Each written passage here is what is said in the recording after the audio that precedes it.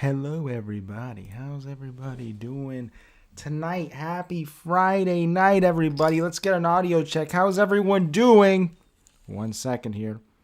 I see you in the chat, Audio Vibes. What's up? How you doing? Let's make sure everyone's here.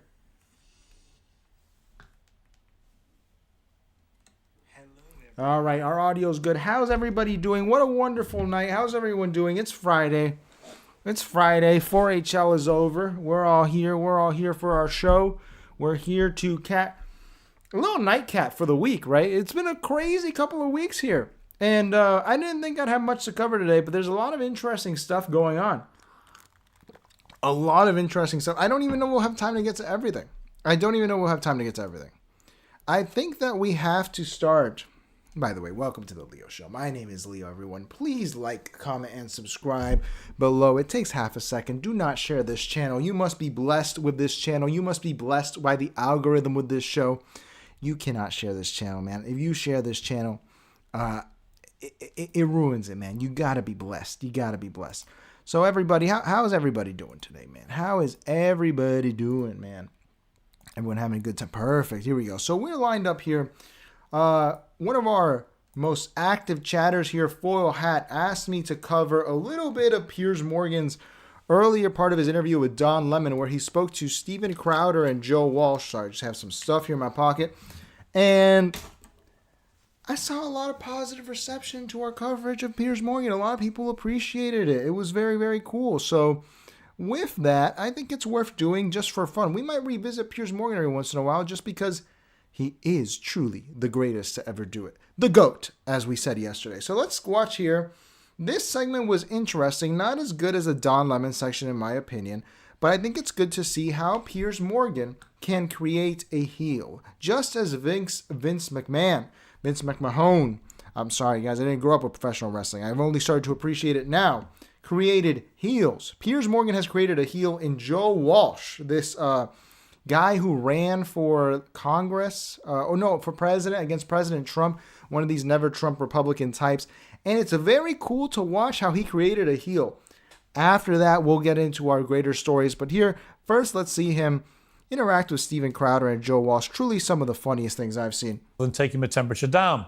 Steven Crowder's call for violence is one such example, for which he's now issued this clarification. People may take some clips and tell you that Steven Crowder is irresponsible. He advocated violence. That's right. I am. I want to be crystal clear about that. I am advocating for lawful violence defensively that has been abandoned for years, and I want it to replace where grace was afforded before. So let's pause there just to appreciate that this ringmaster does not discriminate. He brings out the bad clips for everyone, including Steven Crowder. Let's see what he has to say in this interview. In a moment, we'll be joined by Joe Walsh to debate these issues, but first I'm joined by Steven Crowder for what will hopefully be a clarification on his clarification. Steven, welcome back to Uncensored. As you know, a lot of people believed you were advocating for a violent response. You've clarified that now.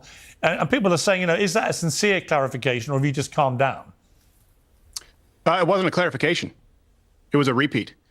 And I stand by it. I am advocating for lawful, maybe let me clarify, ruthless violence in defense of us and our own. And if you give me 1.5 minutes, I can make it extra crystal clear if we need to. What you're seeing with Charlie Kirk is what got through. Charlie Kirk lived under a cloud just as I have. It's the reason that I stopped doing Change My Minds, where there were 12 felonious assaults, attempts at battery, and attempts on my life. And I know quite a few, and many I don't, of Charlie Kirk. I want to be clear. I want those on the left to speak freely and to be able to host their events with minimal security as they do now for the rest of their lives. Once again, guys, I have to emphasize, did you see that subtle change in the mouth? This man is a master at manipulation, truly the circus master.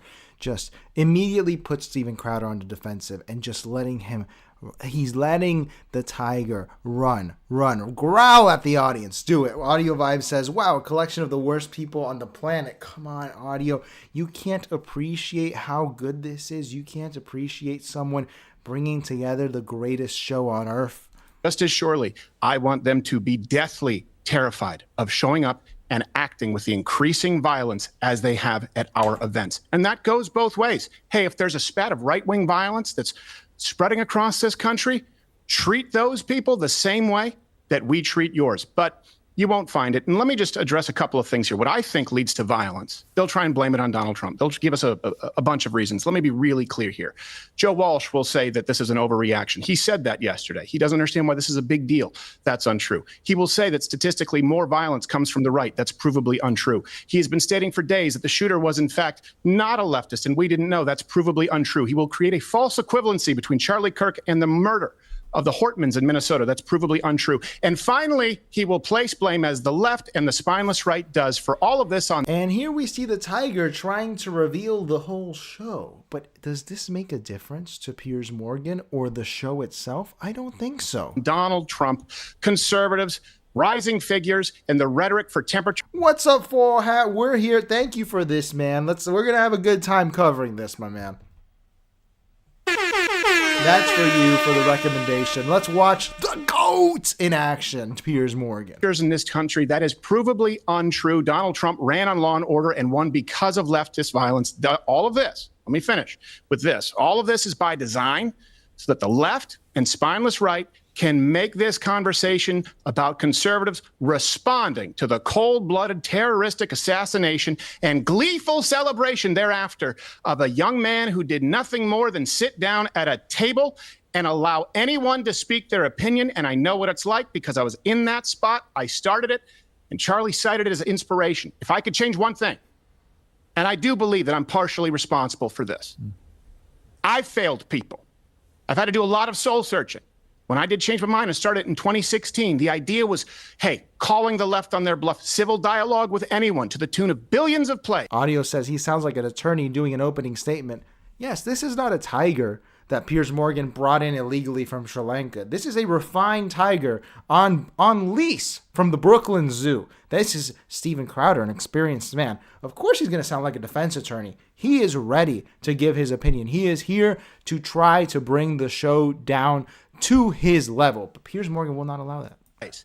And hundreds of hours. And it got increasingly violent. And what I didn't tell people, I told people out there, go do this on your own campus, have these conversations. I advocated for it. And Charlie took it to another level. He was unbelievable at it. What I didn't do, I didn't tell people about the threats because I didn't want copycats. I didn't tell them about terrorists from Yemen through Sweden showing up in East Grand Rapids. I didn't tell them about concrete milkshakes. I didn't tell them about my tires getting slashed, about people trying to firebomb my car. And maybe if I would have picked up the phone, maybe if I would have used this megaphone to tell people it's real life out there and the left wants you dead, maybe Charlie would have had a fighting chance. Maybe I could have done more. Right now, I'll tell you this. I see a lot of people out there, Piers. See a lot of people out there talking about picking up that microphone. And I hope people do because the alternative is silence. But I want people to know that wherever that microphone is and whoever thinks about picking it up, you are in the crosshairs. People say bring down the temperature. Okay, how about we bring down the temperature to doing something like, I don't know, sitting down at a table and allowing anyone with a thought or opinion to discuss it rationally? Would that bring down the temperature? Because they took his life anyway. Listen, I know you knew Charlie Kirk well. I feel your passion. I feel your anger. I feel your hurt.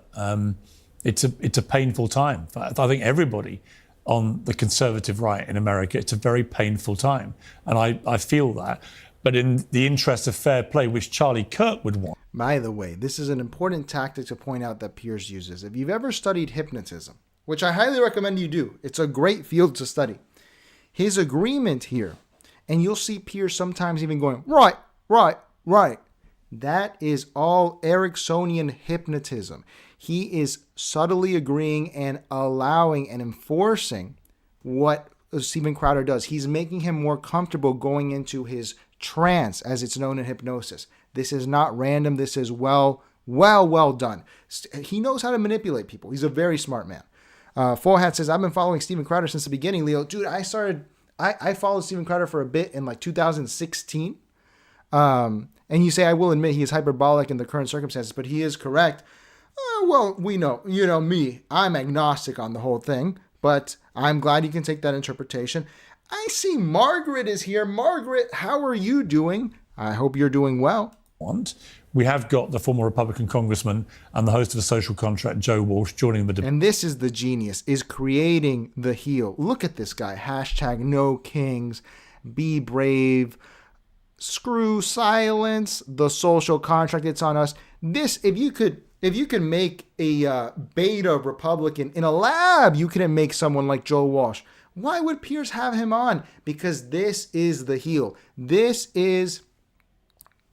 who's a famous heel in wrestling, chat? Who watched WWF and knows the heels? This is magic. To actually do this, to see the potential in Joe Walsh as an annoying figure that is here to bring people to a breaking point, to annoy them, is something that takes a lot of talent. Debate exactly what Charlie would encourage, I think, which is, Joe, you've just heard a very impassioned statement there from Steven Crowder. What's your response? Oh, I get it, and I feel it, and I appreciate Steven Crowder expressing how he feels. I really do, and I don't know what my fight is. I don't have a fight with Steven Crowder. Steven, good to see you. There was a lot you said about me there in the intro. I don't remember because I'm getting older. I wish I'd written down some of it. I did my best for the past week because I knew Charlie as well, not to say that this guy was a right wing. He came from a God-fearing gun Utah family. He was definitely right. Like, did you hear that? Did you hear that sigh from Steven Crowder? He's getting under his skin. Full Hat says the antagonist in literary terms, I would imagine. The thing is, it's not really an antagonist, Full Hat. I get what you mean, but a heel, I forgot the guy's name from WWF, but he was a Canadian who would come to America and he'd go, fuck you, to all the Americans, to the crowd, tell them I'm here to defeat the #1 American, blah, blah, blah. That's what a heel really is. They revel in it because an antagonist means that they have negative motives, but Joe Walsh is simply reveling in this attention. He's reveling in being hated by Steven Crowder and by extension the conservative audience who's going to tune in to watch Steven Crowder. Some on the left did. I didn't know who he was until we had the facts and the evidence. And it's clear, Pierce and Steven, that this was a... I had the facts and the evidence. And I told you he was on the left from the bullet engravings that we received from a leak. And you said we were wrong. And people on the left said we were wrong. And that matters because the shooter was still out there and so was the Kirk family. I'm trying to save lives. Steven, you gonna save lives, Joe? Maybe some people did. I don't know when I ever said you were wrong anywhere. When you this said first time I've talked to you, or even we don't know. We know he's from a white family in Utah, and you retweeted people, and you went out and said this guy is not a left-wing extremist. He is. Okay, go ahead. You did say that, my friend.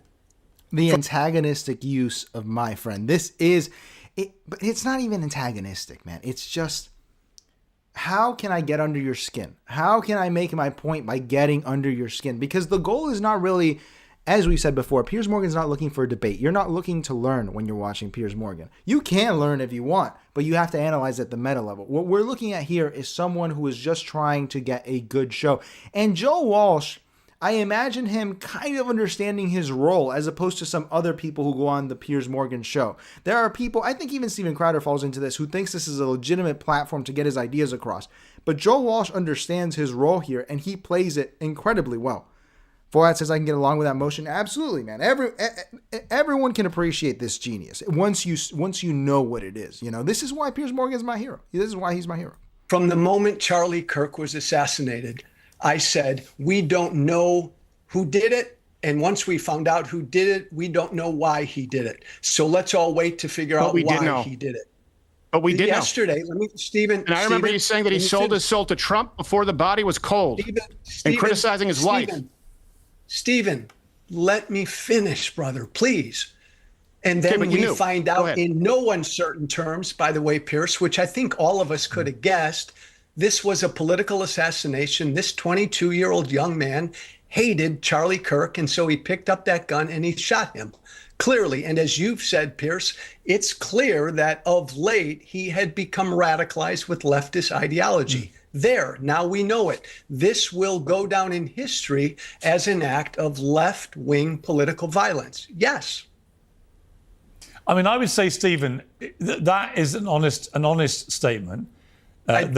From Joe. But it's not. Yeah, but is it honest on your side, Stephen? Be honest. Is it honest to say there is? See, this he knows. He knows what he's doing. This is the typical boomer. The boomer just frustrated that you can't get the reasonable position, and this is a tactic that gets people so frustrated. I mean, you've had this with boomers in the past. You know what it is. And Stephen is a Gen X millennial type who is going to get frustrated by this. Millennials cannot stand this. No problem with violence on the political right, because there has been historically a lot of violence associated with the far right in America. That, again, is just a demonstrable fact. To pretend there's never been any is to be disingenuous. Demonstrable fact by what? No, it's not to be disingenuous. It's absolutely correct. And I understand, because I've seen Joe and people of his ilk retweeting these out there. It either comes from Cato Institute or it comes from a recent Economist article. I can tell you how all of those numbers are wrong. Remember the man in Portland? Remember Aaron Danielson, who was shot dead point blank by an Antifa member? Michael Reinhold, who said, "We got a Trump supporter, bang, bang, dead." That wasn't listed as political violence. Look at that chart. The year 2020, the summer of love, no political violence from the left. I could go through the methodology, and I have brilliant researchers who have. It is demonstrably untrue. No one is saying there is no violence on the right. What I am saying is that people on the right have to have armed security, flak jackets, an entire strategy when they go out, and those on the left don't. That is verifiably true. What is dishonest is to say we didn't know. You know what else wouldn't have been included in these crime stats? And anyone want to make this argument? You're talking to the wrong guy. The Covenant High School shooting. Audrey Hale. Cato said we included it because it was borderline, even though the police said they didn't think it was politically motivated. Here we see why Stephen, he's been taken into deep waters here. He's trying to use facts and logic. It's a Ben Shapiro tactic that no longer works. It is all emotion. It is not ethos. It is pathos. Logos. It is pathos. It is all emotion. And that's what he's not getting. The Foil Hat says, remember, Steven Crowder was the first person to release a ballistic report from an FBI whistleblower. He has since been subpoenaed by the ATF. Yeah, dude, I don't know why he did that. And I wonder if we're going to get a follow-up to that story in terms of the whistleblower, because under this administration, I'm sure he will actually get in trouble. If not for the undercover journalism unit of a comedy show right here, no one would have known that motivation. We found it, we leaked it, we processed it, we verified it, and we were met with resistance and threats of lawsuits from the local police department, the mayor, and the FBI. They said it was a lie on the outset, just like they said the engravings on the bullet casings were a lie on the outset. The left lies. They label you fascist. They label you a totalitarian. And how do you deal with those people? Well, you don't do it at the ballot box. We all know that. It's not just how the news is told, but what. Every position that the right holds has been presented as violence, including silence, by the way. I know there's a poster behind Joe Walsh right next to his No Kings poster. In other words, if you're pro-life, it's violence against women.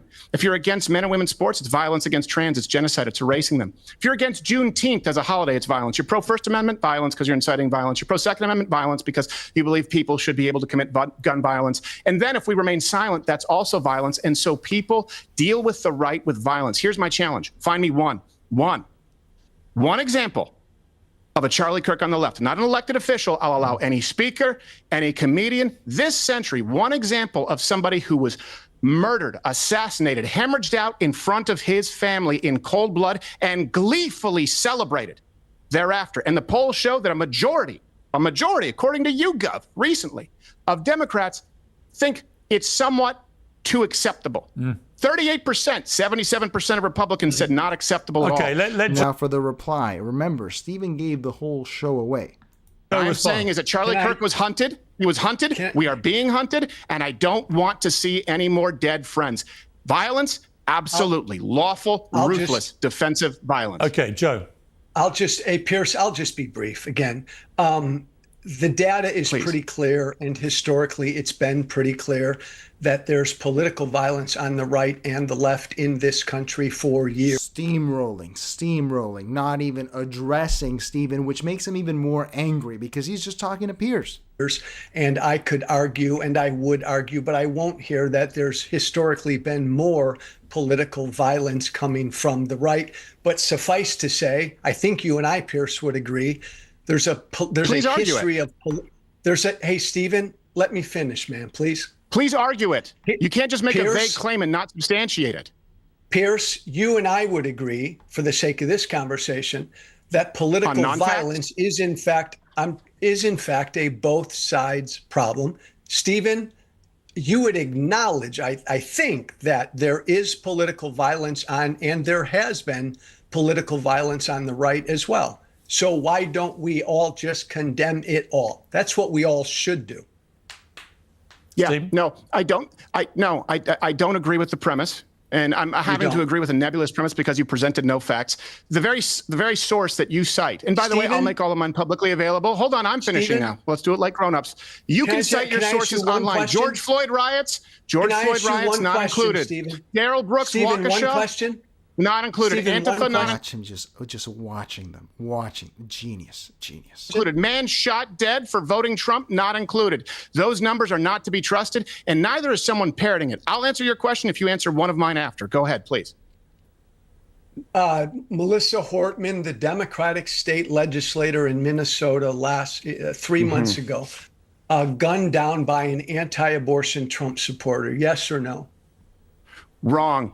How do I know? Because Vance Bolter, the man who did it, wrote in his letter that it had nothing to do with Trump or being pro-life. He blamed Tim Walz. And here's what you also don't see. Did you see anyone at the Hortman's funerals or vigils spitting on them or pantomiming being shot in the neck? Did you see anyone celebrating the death of them gleefully? Yes. Did you see so many professors doing so, showing children a snuff? Really? Point me to one. Yes. Point me to one person spitting at their vigil. Let me guess, you're going to go to Mike Lee? Utah Senator. How do I predict everything you say all the time? And this is Steven Crowder is the one who looks like he's losing here because he has lost his composure. Guards, remove Steven Crowder. He has lost his composure. The rage baiting, as Audio Vibes just said, the master baiter. Piers Morgan has taught Joe Walsh how to be a fellow master baiter. It's amazing bait. It's just, he can't resist but bite it. Forehead says, I was taught in the Marine Corps that the only way to match forces with brutal force. I think you mean in terms of the Charlie Kirk thing. Man, we're going to get into Charlie Kirk a little later because there is some development out of that. How? Donald Trump. He didn't mock the attack. But let me jump in. Anyone spit at the Stephen, vigil? let me jump in. Celebrate the Stephen, murder? let me give you an example. Pierce, I don't. Hang on. Go ahead. Pierce. Hang on. I would give an example where the right behaved very badly, and that was over the attack on Nancy Pelosi's husband. I saw the gleeful responses after that from the right, the memes, the mockery, and so on. I thought that was very distasteful. Would you agree, Stephen? If you want to argue an equivalency between a man getting hit with a hammer in his underwear I'm not saying equivocal. And a man bleeding out in front of his child, I'm not saying they're equivocal. I'm just saying it's an example where I felt people on the right showed a complete lack of humanity towards the man who'd been attacked because he happened to be married to Nancy Pelosi, a political opponent. And so it's not like this never. It's not like this has never happened. I don't agree. I don't think it's even remotely proportional. Let me ask a question here. This is why I'm giving this message, and this is why I hope people listen and protect their own. Joe Walsh, you're there. Since I answered your question, you're there, Utah, in the crowd. It's not a Mouser. It's not a 30-06. But it's a man winding up a milkshake for Charlie Kirk. We don't know if it's strawberry, chocolate, vanilla, acid, or concrete. Do you stop him? Do you hurt him? That hesitation tells me that you are not amongst us. And cowards are dangerous to have in their ranks. Stephen? Because it's not a hypothetical, it's happened. Let me answer your question. Do you stop him? Do you hurt him? I don't understand your question. I'm sorry. I honestly. Immediate rage bait. Yeah, someone winding up a milkshake to launch at Charlie Kirk. You don't know if it's strawberry, chocolate, vanilla, acid, or concrete. You see him before anyone else does. Do you stop him and hurt him? Yes, I certainly stop him. I do all I can to stop him. Yes. Good. And he is completely cocked. The lion is cocked. Start. That's what I'm advocating. Every single person out there, because we have been living with this shadow over us. And I know, look, here's the thing too, Joe. I understand your rhetoric. I understand where you're coming from. That's the good thing about knowing how to be a heel, which Joe Walsh does. He knows when to let him hang himself with the words that he just put out by simply agreeing. This is something you could implement in your workplace, in your personal life. This is playing the heel. And I know that you met Charlie when he was 16, as I understand it, right? He was very, very young. And I understand that maybe you were somewhat of a mentor figure. It's because of the failure of Republicans like you that me and Charlie Kirk exist, who are willing to take back the territory that has been conceded, and we are willing to pay with our lives. We shouldn't have to be. Academia, media, the press, big tech shouldn't be dominated by the left exclusively all the time. Charlie Kirk shouldn't be out there alone, sitting in that chair, taking on all comers. He shouldn't be inspired by people like me, who are comedians. He should have been inspired by people like you. Instead, he was inspired to go the other way. Maybe that's why he said he sold his soul for Donald Trump before the body was cold. Still want to do the no true Scotsman holier than thou thing? And Stephen, I'm assuming you would do the same, correct? If somebody were throwing a chocolate milkshake at a left-wing speaker, correct? No, the reason I bring it up is because we didn't. We didn't, but and I've had them launched at me. Would you, Stephen? And the reason, would you? No, I didn't. I didn't, Would you? And now I would. Now would I would. You? Because now I would. Yes. Have I answered your question? Yes. Now I would, and I advocate that everybody else do the same by any means necessary. So Stephen, common ground. You and I, two Americans, would both stop any politically violent attack on any public figure or speaker that we saw. You and I agree to that. And you and I hope, would both agree. And the heel is setting the terms. This is true. This is masterful. That we should condemn all political violence. End of story.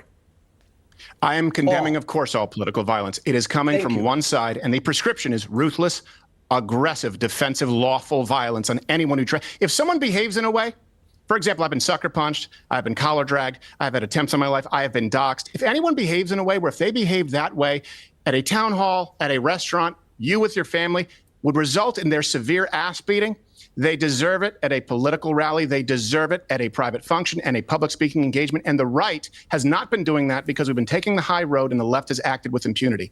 That's why you see professors. It's not just that they're showing children a snuff film on repeat in order to create a generation of psychopaths, by the way. That's how you do it. It's that so many professors are doing it because they don't fear any ramifications. You can't find that on the right. Find me one example of a Charlie Kirk, not an elected official, a person who did nothing more than express his opinion and allow anyone else to do the same, who lost his life. I also think in relation to that I saw Charlie Kirk's producer today getting quite emotional as he talked about the difference, for example, between the reaction to the murder of George Floyd, which I thought was despicable, and the murder of Charlie Kirk, which was despicable, is that one precipitated nationwide rioting and lawlessness, as people were so enraged they took to the streets, and the other took to people going to church.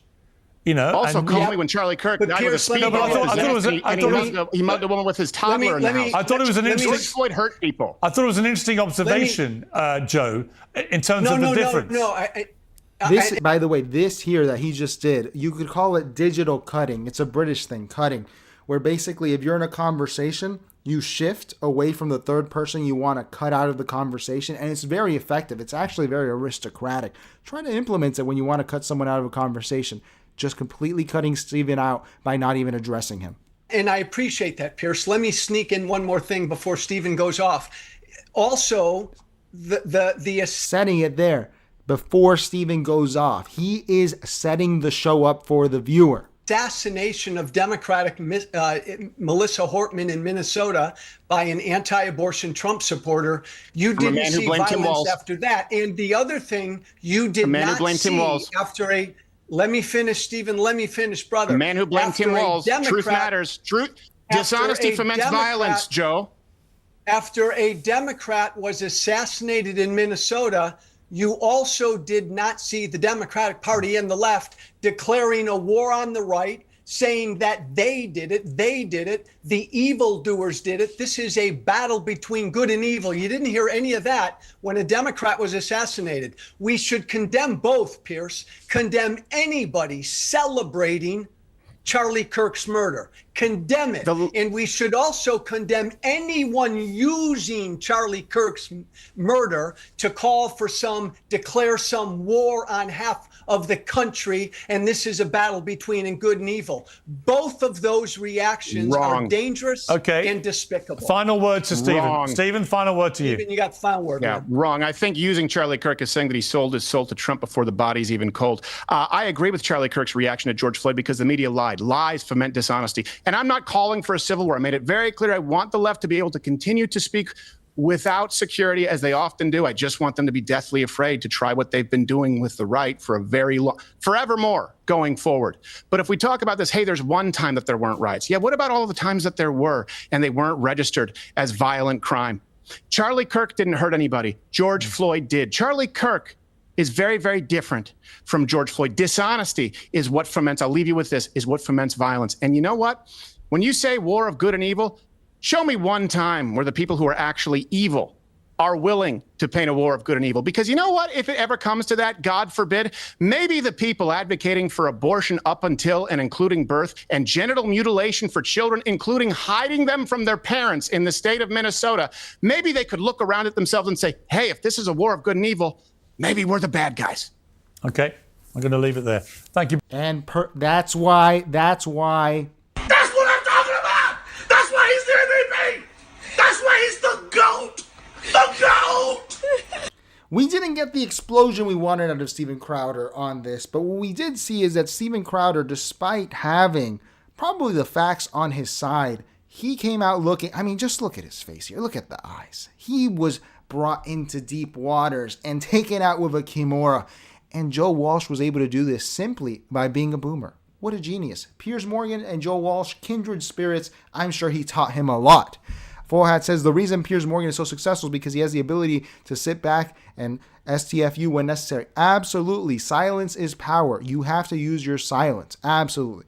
All right, so there's our little primer. Now we have to get into, let's start with this here. Let's start with our AOC, okay? AOC is going to be the president. AOC's running for president, I found out today. And this comes off after her comments about Charlie Kirk, which were criticized by the right in this country. Be clear about who Charlie Kirk was. A man who believed that the Civil Rights Act that granted Black Americans the right to vote was a mistake. Who, after the violent attack on Paul Pelosi, claimed that, quote, some amazing patriot, unquote, should bail out his brutal assailant. And accused Jews of controlling, quote, not just the colleges, it's the nonprofits, it's the movies, it's Hollywood, it's all of it, unquote. His rhetoric and beliefs were ignorant, uneducated, and sought to disenfranchise millions of Americans, far from the working tirelessly to promote unity, unquote, asserted by the majority in this resolution. It is equally important that Congress does unite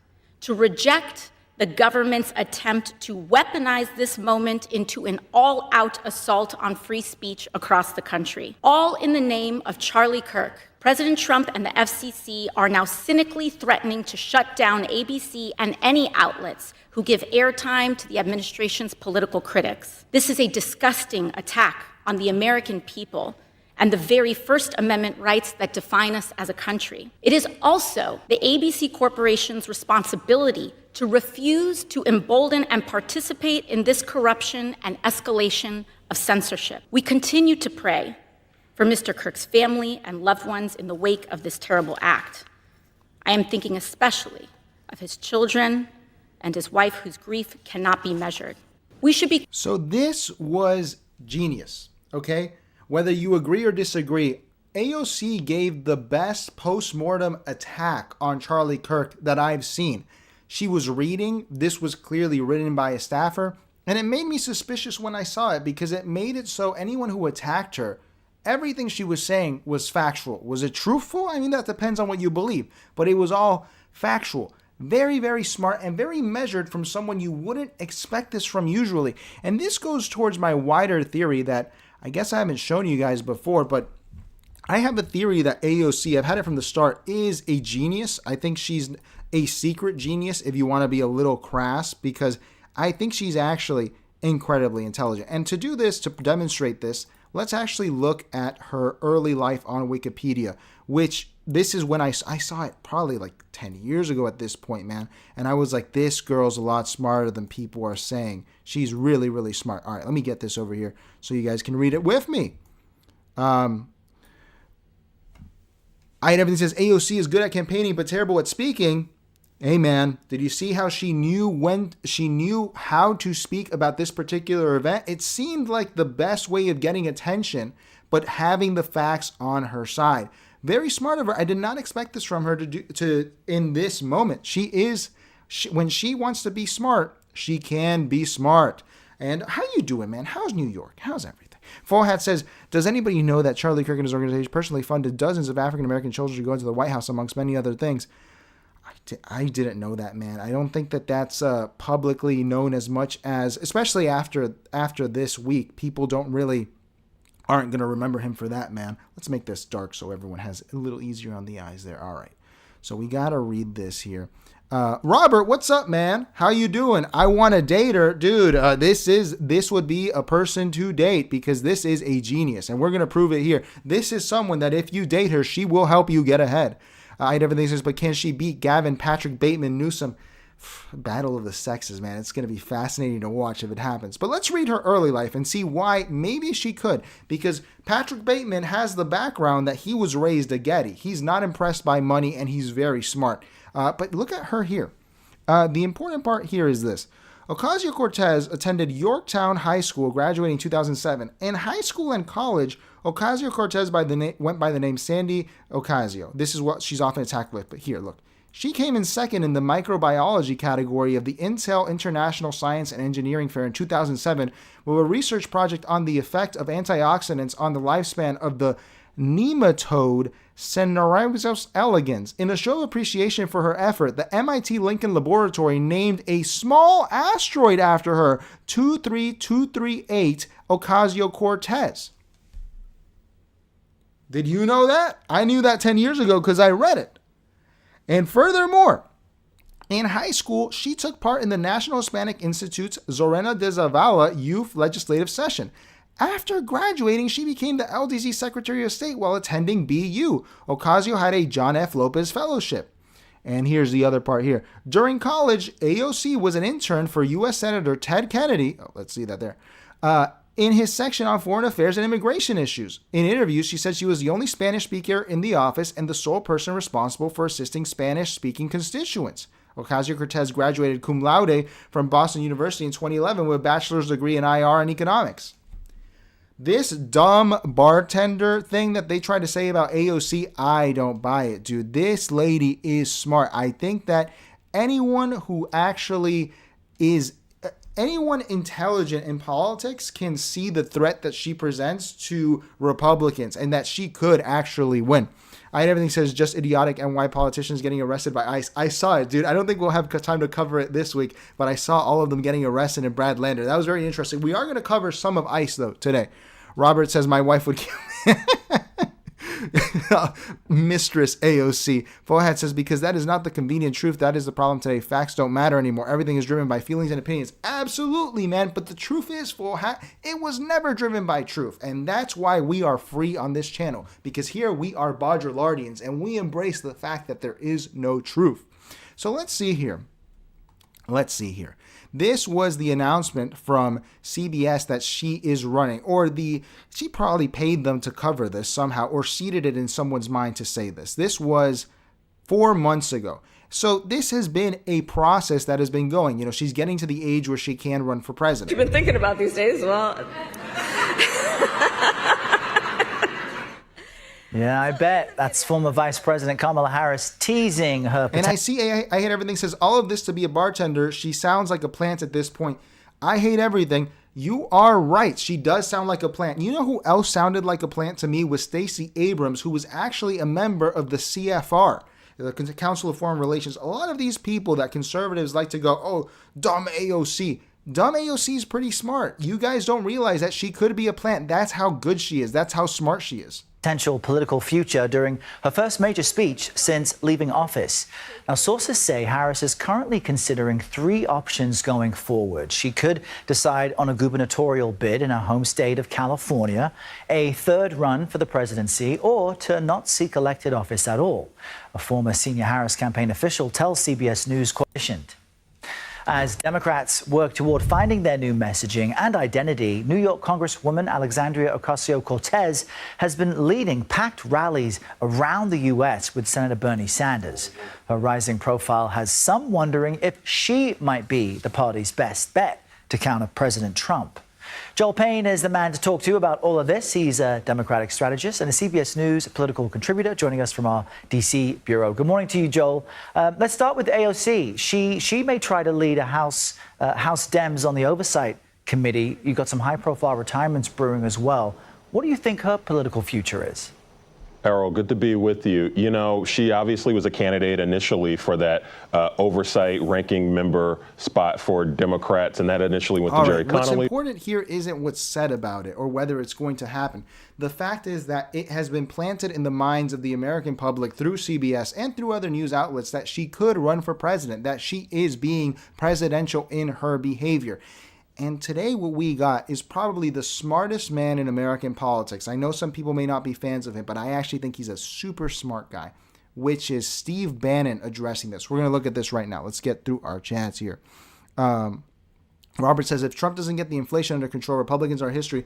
Robert, I actually don't agree. I think he's going to win regardless, but I don't think he's going to get it under control. I think the rate cut was really damaging. I think there's going to be a blow off top in 2026, but I think it was unavoidable, man. I think that Trump could have done something, raise interest rates to 10%, but it would have been too much pain. It doesn't make sense, you know? Full Hat says, yes, there is my side, there's your side, and somewhere in between the truth lies. Maybe not. Maybe there is no truth at all. You know, that's what I prefer to believe. Maybe there's nothing, you know?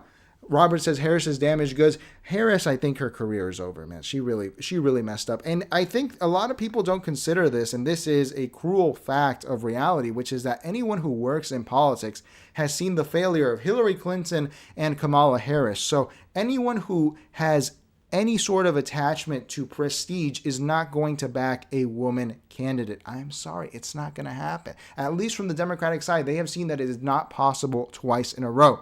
I had everything since conspiracy theories. She purposely became a bartender to make herself look working class. She easily could have got a good job out of college. All right. X-Files theme song?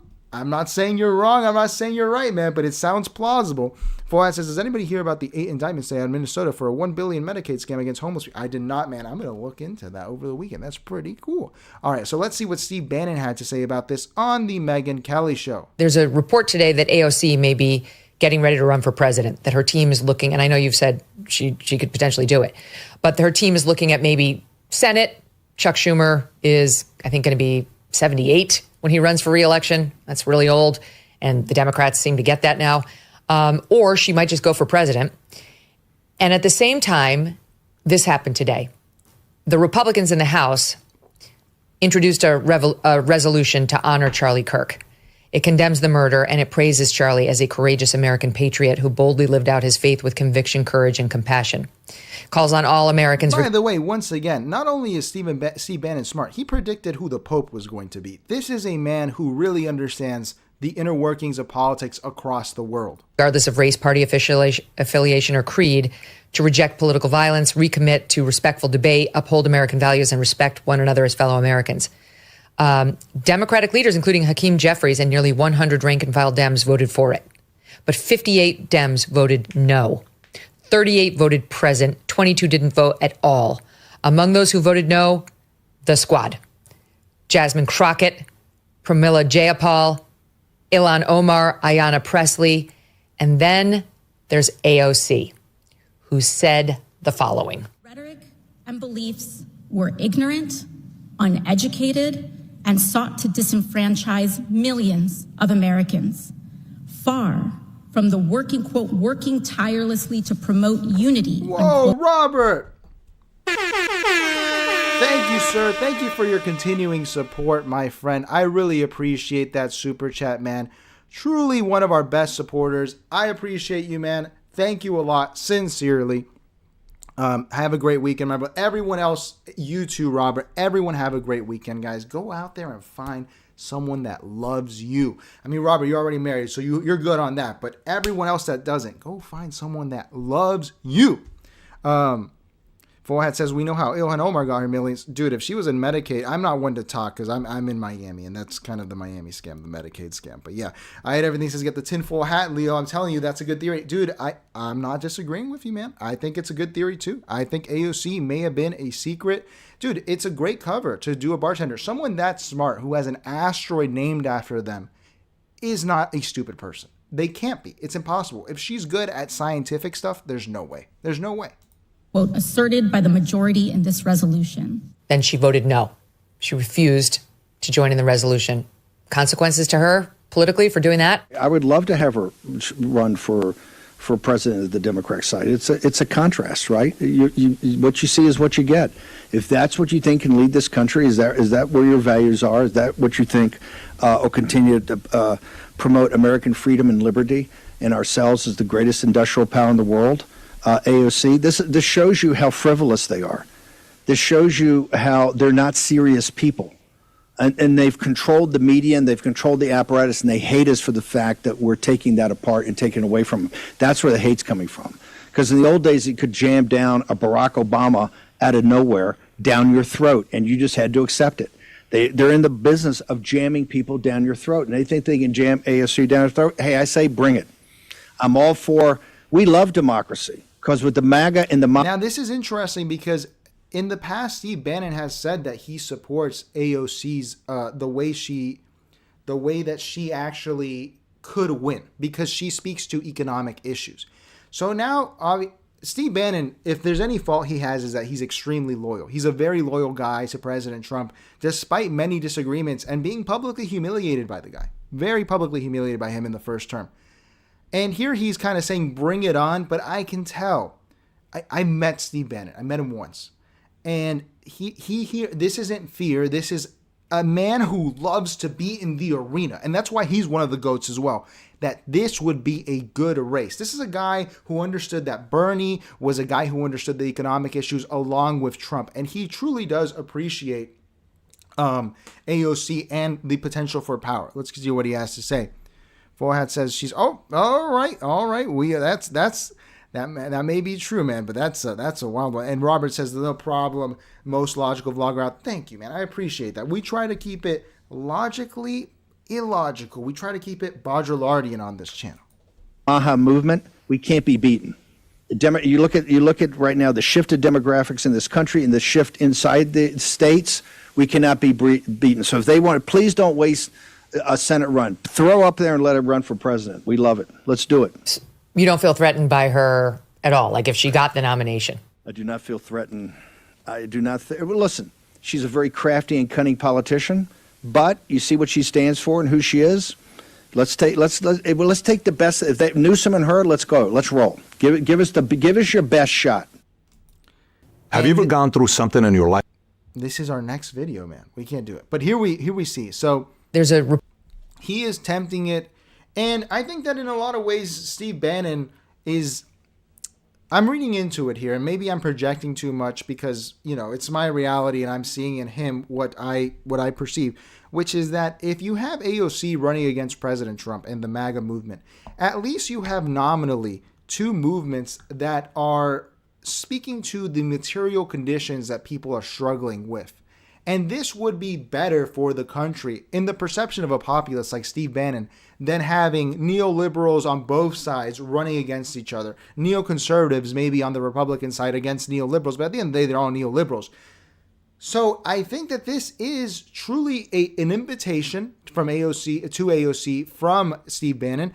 And could she win? I think that he's right. I think she could probably fucking win, man. I don't think it's that difficult to see AOC winning. The only problem is, as I said, she's a woman, and women have lost twice in a row to Republicans. So anyone who hinges their coat onto her, if they're not getting paid enormous amounts of money, like was during the Kamala campaign, which they weren't able to pay back, so they had to be bailed out, it's going to be very, very hard for her to do it. He also dropped Newsom's name in there. I'm sure he actually does not love Newsom, but he did do his podcast, so it'd be interesting to see. We might actually review that one of these days. Steve Bannon is one of the best political operators, man. And when I met him, he was an incredibly nice guy. Like, he actually heard me out. I was talking to him about documentaries for a bit and the power of media. Very, very nice guy. I really appreciate him and his presence on American politics. Very smart. Forehat says, to learn who rules over you, simply find out who you're not allowed to criticize. Is that Voltaire? I've seen that quote online. Robert says, I think he might be a racist, Leo. Just saying, who do you mean, Steve Bannon? Steve Bannon, I like Steve Bannon because I think Steve Bannon, he kind of dropped this, which bothered me, is that Steve Bannon spoke to a lot of minorities when he said, you know, that the jobs that are being taken by H-1B visas in Silicon Valley should go to black people and Hispanics that are part of the United States. And that's why I always never really saw him as a racist in the sense of that, where if he's sincere, I saw him that way, where I was like, you know what? I appreciate that, especially as a Hispanic guy. I was like, dude, this guy sees us as part of the country, you know? But I understand the critique. He has used, obviously, some sort of irredentist movements, like when he helped Salvini win in Italy for his purposes. But I think that Steve Bannon is, if you watch a documentary, American Dharma, that Errol Morris did, it's not a great documentary. It's like a 7 out of 10. Hang on, never say 7. A 6 out of 10. Okay, a 6 out of 10. But it's worth watching to see this guy is incredibly well read. He really understands how politics works more than anyone. And for that reason, he does have some sort of delusions of himself, in my opinion. I think he said he imagined himself in the court of King Edward when he was working for Trump. And the American Carnage speech was legendary, the one that Trump gave on the first inauguration. It was very divisive, but it was a legendary speech. So with Steve Bannon, I've always seen him as a guy that's important to watch, especially after he predicted the Pope, man. I did not expect him to do that. I really didn't. He's Catholic, but I didn't expect him to be able to do that. So I get your concerns, man, but Steve Bannon, like, at least on political instincts, I think he's a guy worth looking at, like a bellwether that really does help us see what the future could be. Full Hat says AOC is going to be running against Chuck Schumer for his Senate seat. I think it'd be better for her to run for president than the Senate seat. I agree with Steve Bannon on that, man, because Chuck Schumer's a killer. He will destroy her if he has to. I hate everything he says. I'm going to miss the nickname Trump would give to his opponents. Dude, you know that there's a list of the Bush nicknames? I think he gave Scooter Libby Flower Turd, which is a Texas thing. Those are some of the best, man. But yeah, Trump's were pretty funny too. Robert says, don't get me wrong, he's a smart guy, but I think he might be a racist. No, I get you, man. I get you. I mean, my personal experience with him, that he was like super nice to me, you know, and he knew I was Hispanic and everything. But, you know, you may be right. I don't know. I don't know what's in the man's heart. And I think she's going to hire the Mamdani team for sure. Dude, obviously, she has to. And Mamdani would gladly lend his team for her. Absolutely. So here we go. All right, that was our AOC story. Now here I want to play this nonsense video that Patrick Bet David put out for us. My thoughts on Gen Z. This is your moment in history. 46,000 views in 12 hours. Not as viral as you'd expect, but pretty viral. I don't understand what the point was of this video. It really struck me as a vote Republican video that Patrick Bet David put out, and I don't understand why he did this. It was not incredibly coherent in my view, but I think it's worth watching because this is what they're going to sell. People, like, they're going to sell this message, which we went over a few streams ago, where the victim mentality, which is a bullshit word invented, that you cannot have it and you have to keep striving despite the whole world around you kind of being destroyed in a lot of ways, man. Like go out there and get that Taco Bell job that was paying $150 in California in 2018. It's pretty bad. It's not how it used to be. Full Hat says Steve Bannon is today's Breitbart. I think he's more of today's Lee Atwater, man, who was also accused of racism. As Robert said, Lee Atwater was a genius politically. There's a great documentary on him, too. So let's sit back and let's enjoy PBD, what he has to say, his message to the younger generation. Have you ever gone through something in your life that's so tough, so difficult, so challenging that you almost don't have anybody to talk to and explain to somebody else because they wouldn't understand you? I think that's what Gen Z is going through today. Gen Z, 13 to 28 years old. This is the first assassination you've ever experienced in your life, a public figure this big, and you don't know what to do. You see one group of people that are acting like clowns, celebrating in school, going out there, yes, they took them out, you're like, oh my God. And you're in this phase, especially if you're 13 to 18, you're like, man, I'm trying to find a way to belong to a group or a community. What do? Do I join them? And do I join the silly group? And be like, yeah, make fun of them? Do I stay here and don't say anything? Do I argue? And what are you guys doing? Act a little bit better, and do I lead and rise above? I'm afraid of conflict. I don't even know how to explain this to anybody else right now. It is challenging. It is weird. It is difficult. But let me tell you what opportunity you guys have right now, Gen Z specifically. Parents, if you're watching this and you're 30 plus, you may want to watch this first and share it with them.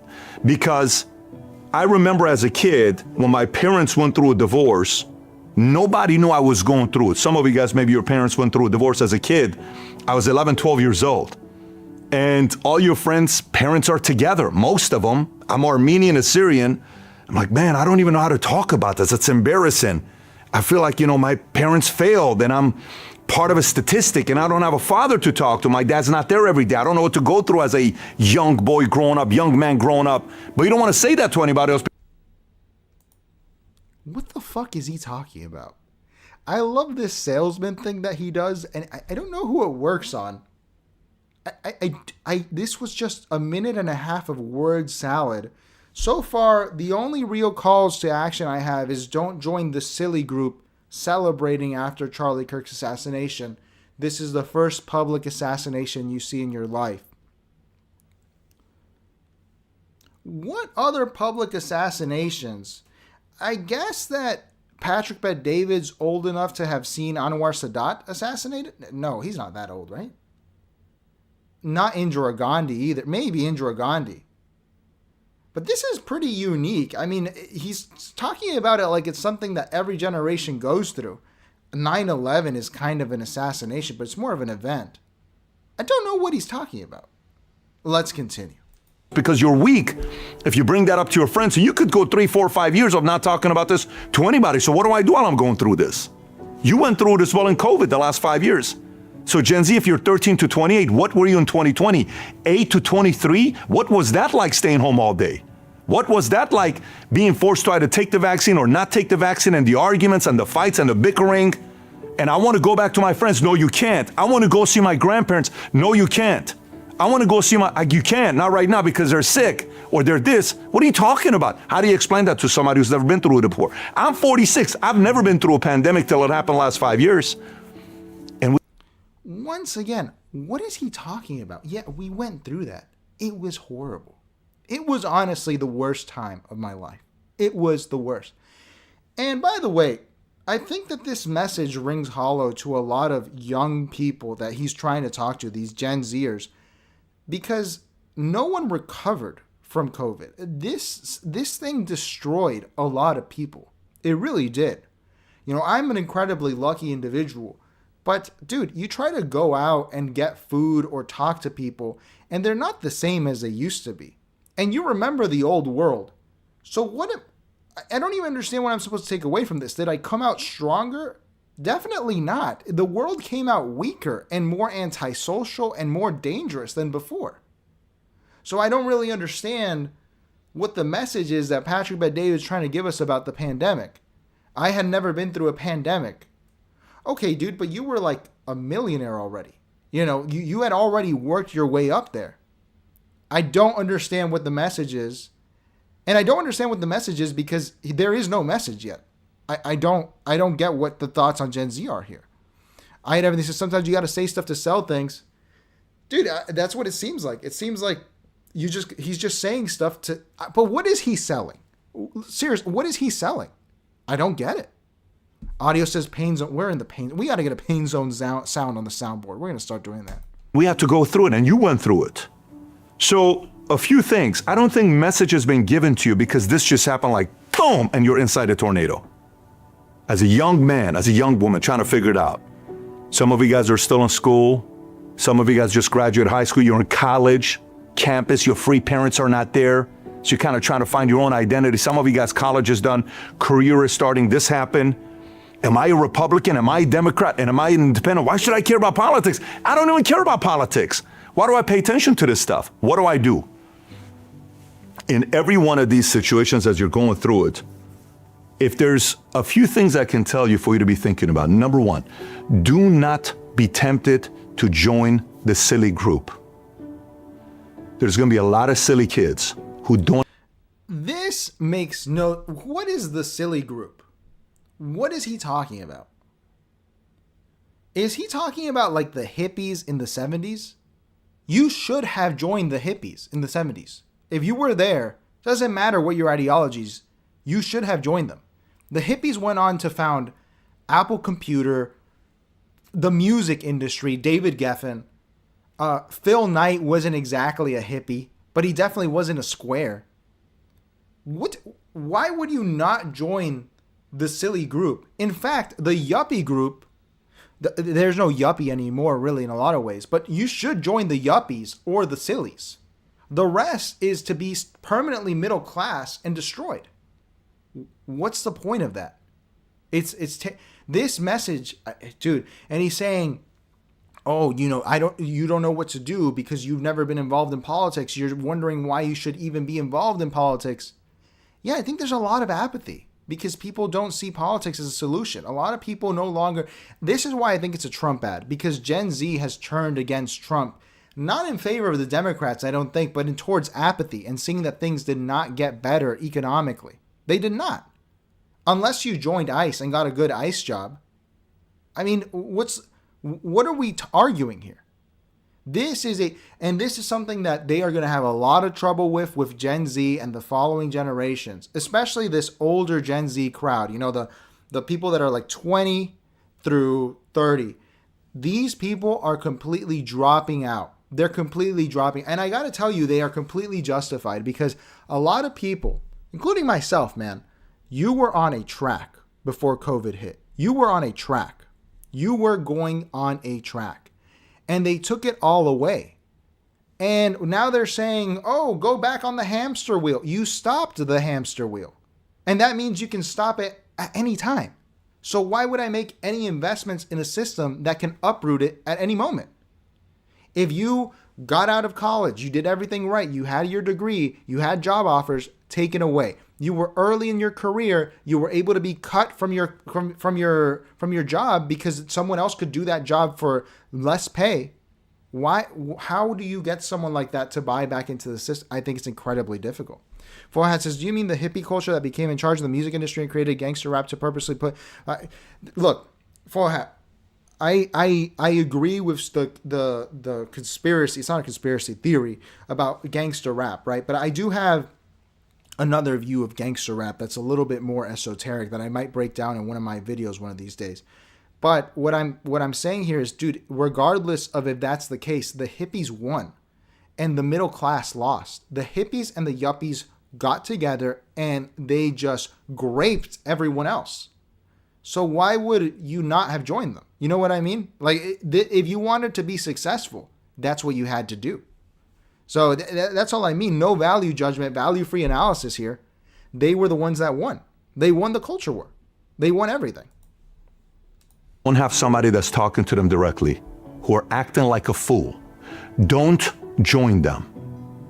You don't need to be silly. These are kids that are going through challenging times that they don't know how you behave in a moment like this. And they're mimicking what others are doing on social media because they want to be cool. You don't need to do that. That's not something you got to go through. Next, you're really trying to get the approval of others. Man, I really want to be cool though, Pat. You don't know how difficult it is. I'm not cool. I got pimples. I'm not playing sports. I have to pause again. I'm sorry. I know you guys want to hear what he has to say, but we have to critique this. What is he? I don't think that Gen Z is a generation concerned with being cool. In fact, I think that the generation is increasingly antisocial in its attitudes and its actions. It is a generation that will probably be the one that commits probably the most theft. The most antisocial things are going to be done by this generation because they have no reason to buy in. And no one is trying to be cool. I've never seen anyone performatively trying to be cool of that generation. This is like a message to someone from the 80s or 90s or early 2000s, not someone who went through COVID. It doesn't make sense. I'm not cool. I'm going through this. I just want to belong, man. I just want to find some friends, man. I feel lonely. Totally get it. It's going to be all right. You don't need to win everybody over. You're never going to for the rest of your life. A reality for you. So you're going to go through that. Don't join the silly. Don't join the trying to make everybody happy and like you conforming. Knowledge. Is Charlie Kirk right? Is he wrong? Is what I'm hearing about people right or wrong? Study the topics. And here, total, do not study the topics. Dude, if I can give you some advice, this is some real advice. Do not get invested in it. Do not study the topics. Study them to know what's going on. Don't try to find out if Charlie Kirk is right or wrong, or if he's the good guy or the bad guy. Do not do that. That is a waste of time. It's a total waste of time. This is the worst advice you could give to someone. This advice is for losers, man. If you are going to spend time figuring out who is right and wrong, you are a loser. And I don't say that in a way of saying, oh, you know, you're a bad person for it. I'm just saying your energy is being drained. You should be focusing on other things. Do not focus on this. Do not get... What did the stock market do when Charlie Kirk got shot? What did it do? That's what you should be looking at. And guess what? If you bought on that day, you'd be up, I think, 5% by the end of the week. That's what you should focus on. Don't focus on this crap, man. This is all designed to drain your energy. Consume it for yourself.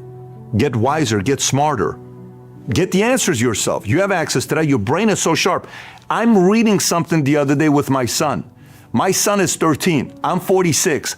He's retaining it like this, faster than I am. And I'm pretty good at retaining information. It's not even close what he has access to versus me, because how fresh this is. You really have an opportunity to do something unique with this experience, this moment, because we don't know what's going to happen with you guys. The reality of it is, some of the greatest leaders of our generations are in your generation. This is going to be probably the biggest conservative movement of leaders coming out of Gen Z. Okay, so it's an ad for TPUSA, basically? This is going to be the greatest conservative generation? I don't think so. I don't think so. I think especially after Trump's performance on the second term. I mean, what does he think? He thinks that Gen Z is going to be... Elon Musk is going to be a trillionaire, most likely, in the next 10 years. You think people are going to look at that in the same way as they looked at millionaires and billionaires? No, dude, it's running out. Time, resources, they are running out. And the idea that people are going to accept personal responsibility and all this, it's the total opposite. I mean, it's the most left-wing generation that has been, according to exit polls, right? There was a small shift in 2020, a small shift. I don't see how being conservative is inherently a good thing that Patrick Bet-David's pushing here. And I don't think that people who are antisocial are going to take that as their mantra, as their way to go. Going to be incredible fathers one day, mothers, parents, leaders. Even this, incredible fathers, mothers. Dude, do you know how little sex is being had by Gen Z? It's the lowest sex generation in history.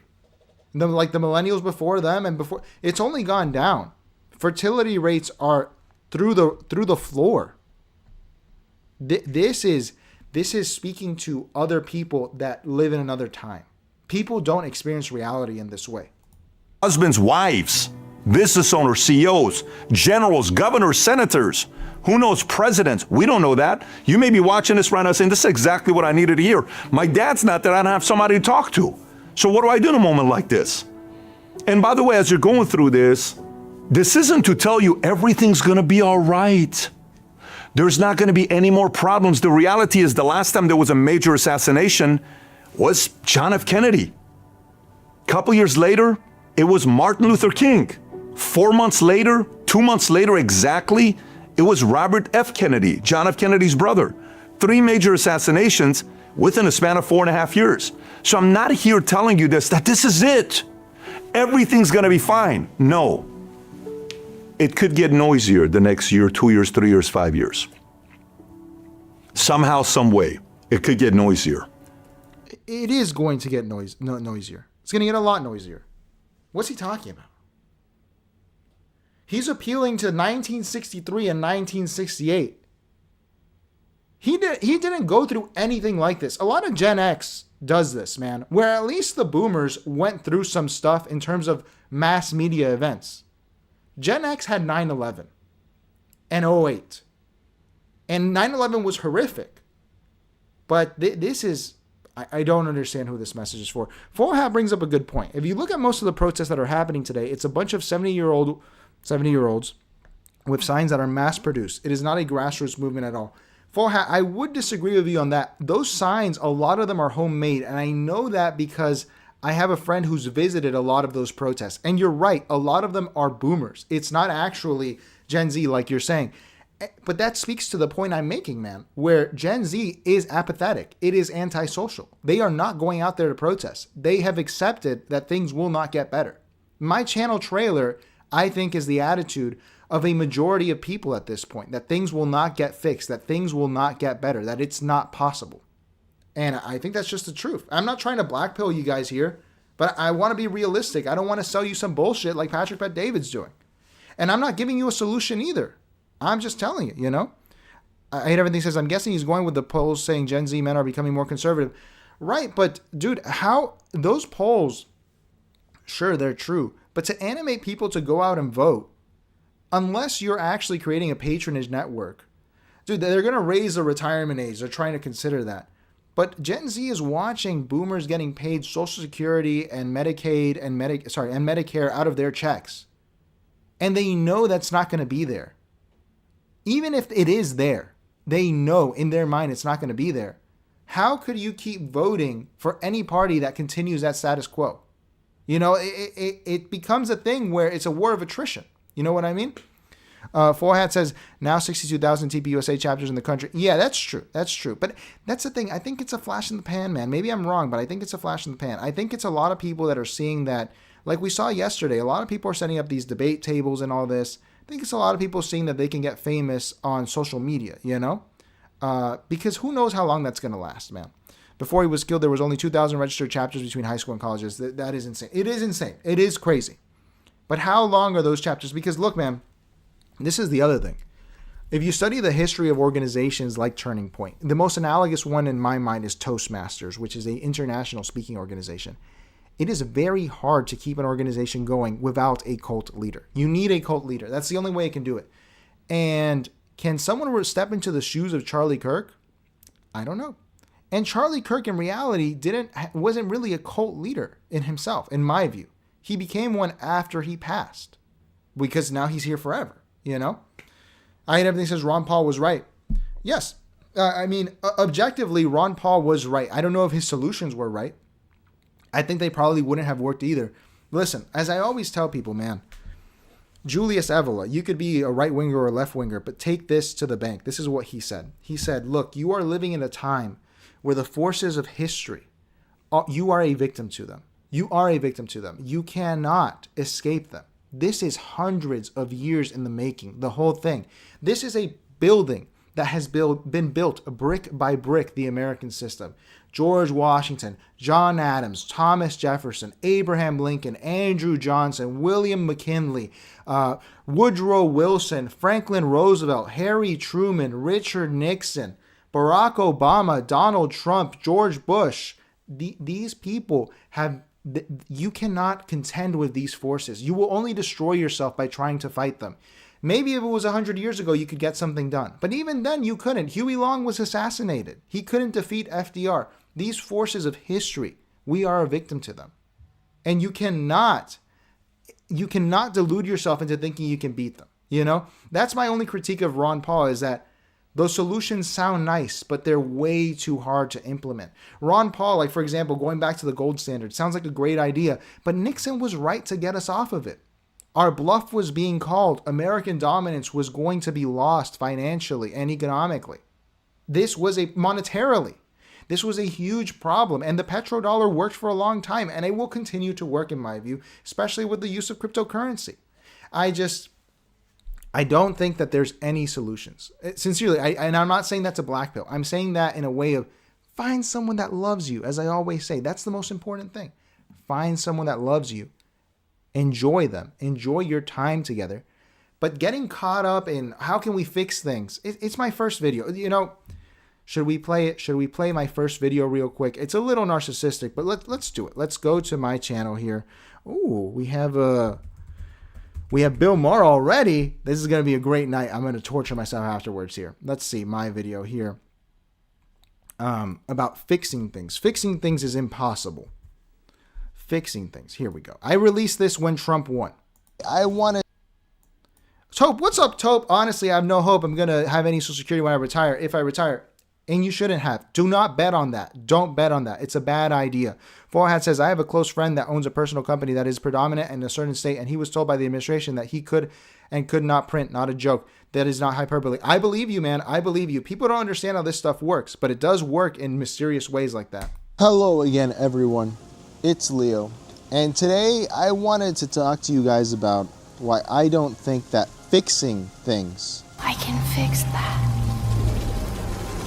No matter who does it, whether it's Donald Trump or your local mayor or your governor or whoever is the president before or after, why fixing things will not help anyone. Fixing things is a waste of time. It is something that will not yield the lives that people want. Relax, all right? My old man is a television repairman. Got this ultimate set of tools. I can fix it. You can't fix this car, Macaulay.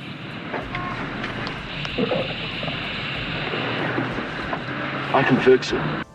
Now this sounds counterintuitive because when we think of fixing things, what are fixing things? Fixing things would be what? You could buy a home for $100K. You could go out to eat for $20. I mean, some places, $10. Here, $20 would be great in Miami. You could buy a car and not be a debt slave. You could have a child and not be worried about how to pay for their upbringing. The attractive home of John and Margaret Bryant, the home they've always dreamed of, the happy zone privacy. Things, right? These are fixing material things, and this is what most people think of as political and economic achievements. The golden age of America begins right now. Where's our golden age, man? Fixing things, in my opinion, is a waste of time because of the postmodern world we live in, where I think that anyone born after 1999, for sure, and anyone who is not a boomer or silent gent that is alive today, with a minority exception for each generational cohort, especially for Gen X because they're just terrible. But I think that we are all very old. I think that you're an old person. How old are you? 7, but I look a lot older. In terms of the way you perceive the world, the way you perceive yourself. And I don't think that's happened before in history. I think that, look, for example, if you were to fix things for me, I'm 25 years old, young guy, right?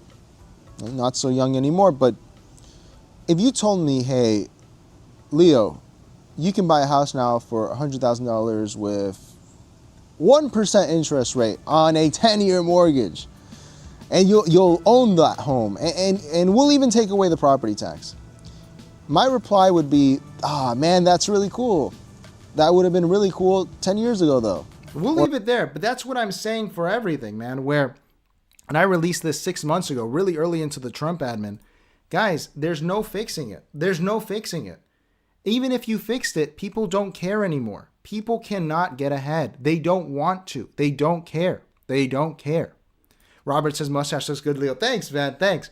For now, for consistency, I have to shave, but shaving is a pain, man. I didn't shave today. I looked homeless in my video today, but look, like fixing things, what Patrick Bet-David's saying here, that we are going to fix things, it's fruitless. Cool, thanks for fixing it. I would have liked it fixed 10 years ago, not now. But whether it does or if it doesn't get noisier, there's going to be many chances for you to be the leaders of this generation. That one day you'll be making those decisions for us 30 years from now. That doesn't even make sense. There's many chances for you to be the leader of this generation. Oh, I guess he's speaking to us individually that we can be the leaders.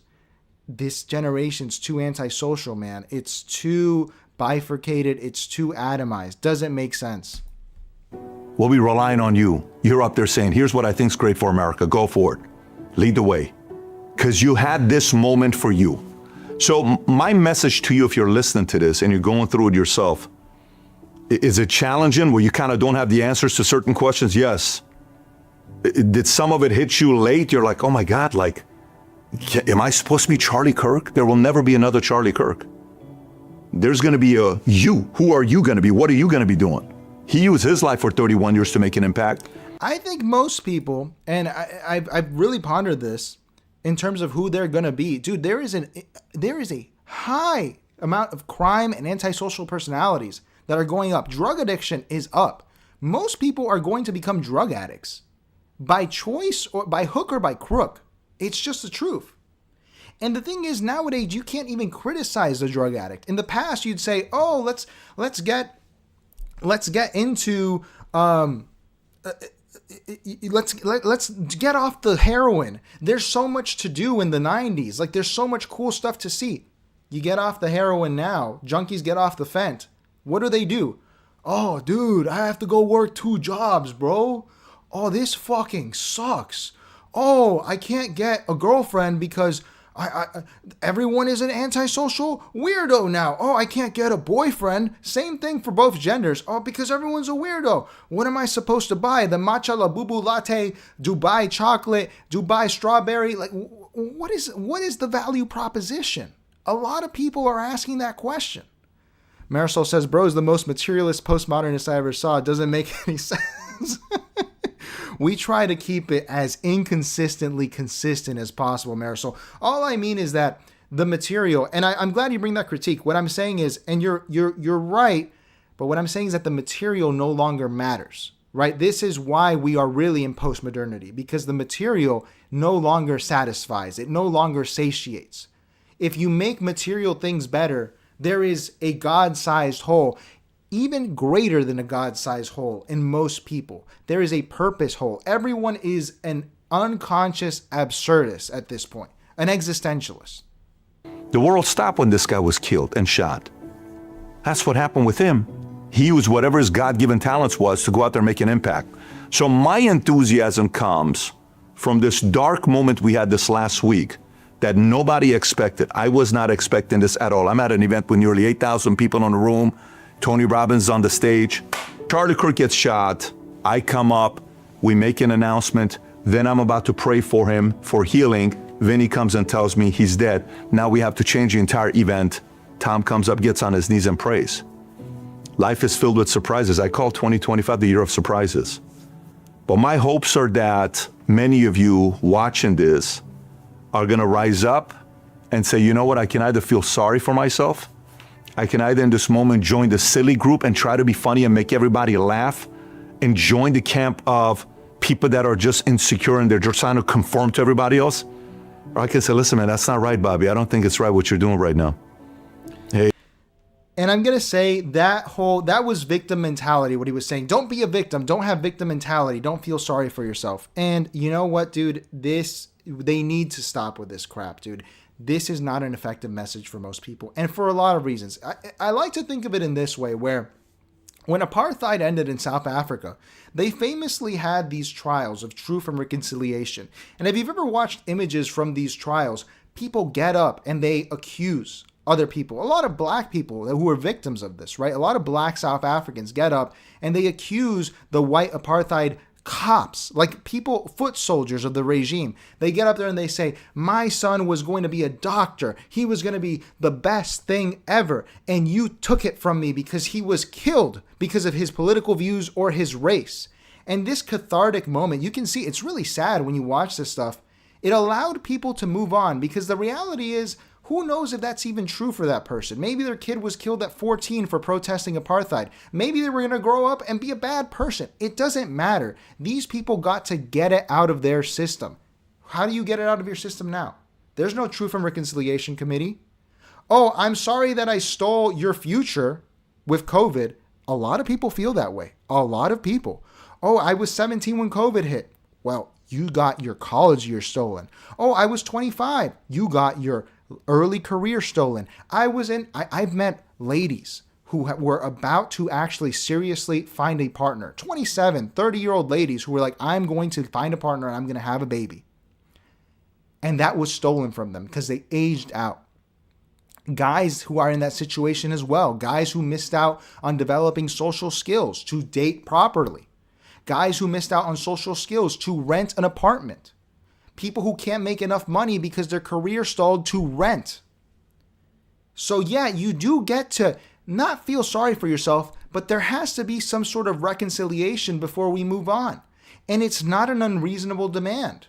It's not. And until that is met, People will not move on. Doesn't matter what side of the political aisle you're on. People cannot move on until they feel that catharsis. They can't. Hey, Mary, I don't think it's funny. I think you're better than that. I think it's better for us to kind of learn a little bit more. Maybe we don't know anything about this. Why don't we learn a little bit more instead of join everybody else? Oh, you're so dumb. Oh, you're so crazy. Oh, are you already Republican? Guys, Johnny's MAGA, Bobby's this. Don't let... So be Republican is the option to fix your life? Be Republican. All right, I'm going to go register as a Republican. Is my life going to get significantly better, significantly quickly? How is this a winning argument? That hurts you. It's okay.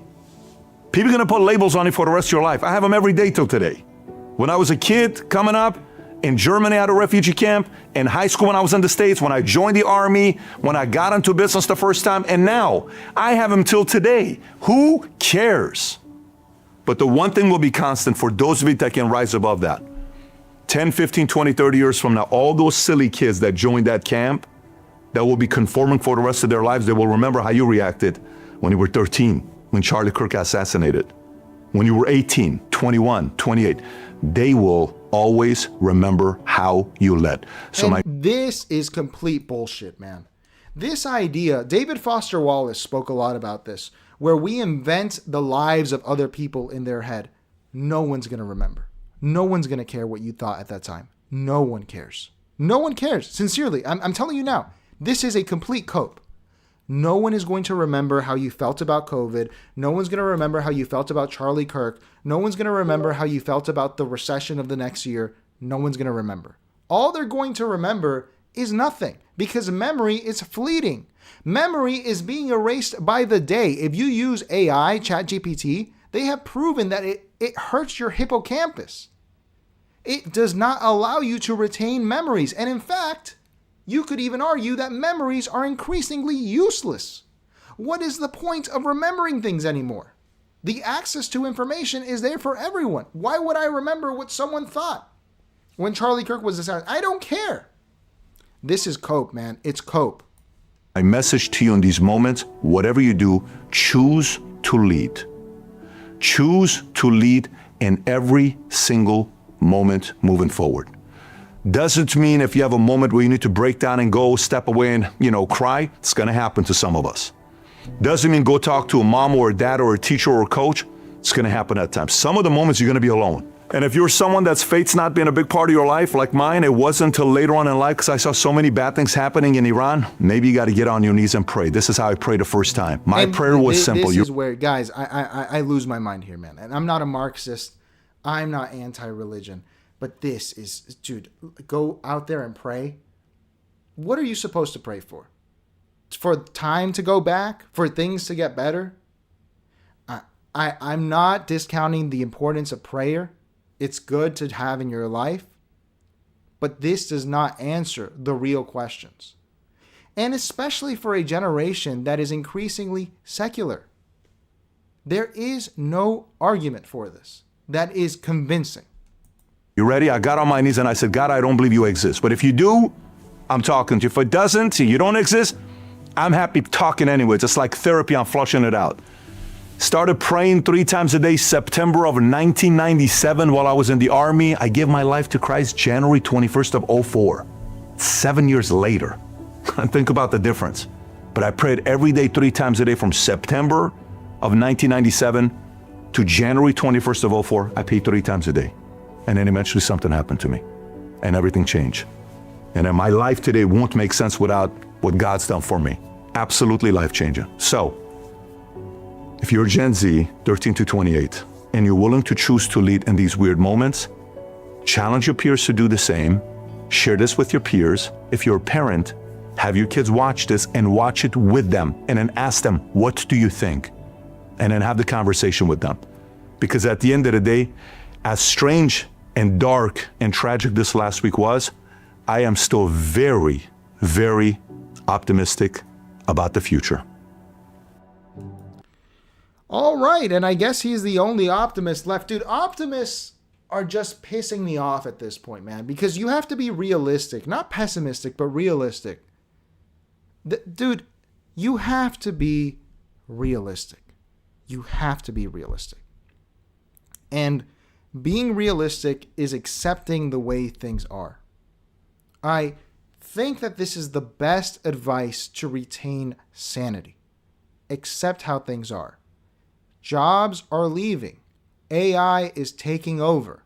The police is incorporating AI to do police reports. This is coming for the law field. It's coming for the medical field. It's coming for everyone. The corporations are not going to get you a good job anymore like in the past. Is there a solution? I don't know. Possibly. But no one has it. Be realistic. Do not delude yourself.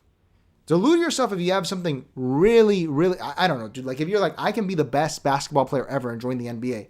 That's the kind of delusion that's good. But this delusion of, oh, we're going to really fix things. Like we're going to fix things and things are going to get better. I don't buy it. I think this is sour grapes, man. This is crap. This is the same optimistic bullshit they sold to millennials. The same shit. They told millennials, oh, things will get better. Did it get better for millennials? I don't think it did. It can only get better. This is Tony Blair fucking shit, but Tony Blair was a genius. And I can't buy into this. And I can't in good conscience tell anyone else to buy into it. Foyat says, how is PBD not the most exponential example of what a migrant from Iran could do, come to the United States and do? That's true, man. If you're an immigrant, you have a different POV. I know a lot of immigrants that are successful, but a lot of them, dude, like Patrick Bet-David is a guy who he got off his feet with the government dollar by joining the army. There's a lot of benefits that come with that. And he was able to join Morgan Stanley at a very early time in the 90s. And then after that, start his company. These opportunities are a lot lesser nowadays. They're a lot smaller. And dude, if you're an immigrant now, I see it in Miami, bro. A lot of people get involved in government scams or private scams, and those are the most successful people in terms of financials. So I don't see how the same opportunities afforded to immigrants in the past are still here for people in America now.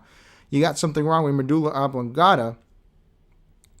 Is that, I remember that from Billy Madison.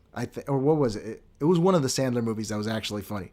Digest the phrase Iranian national capitalist, American citizen. He's definitely a capitalist. Absolutely. Audio Vibe says agreed. I'm glad you agree. All right, let's move on here to our Charlie Kirk seance. Here I want to show you guys just a little bit of clips. This is what's been going on with Charlie Kirk. Charlie Kirk's not dead, as I said. He's alive.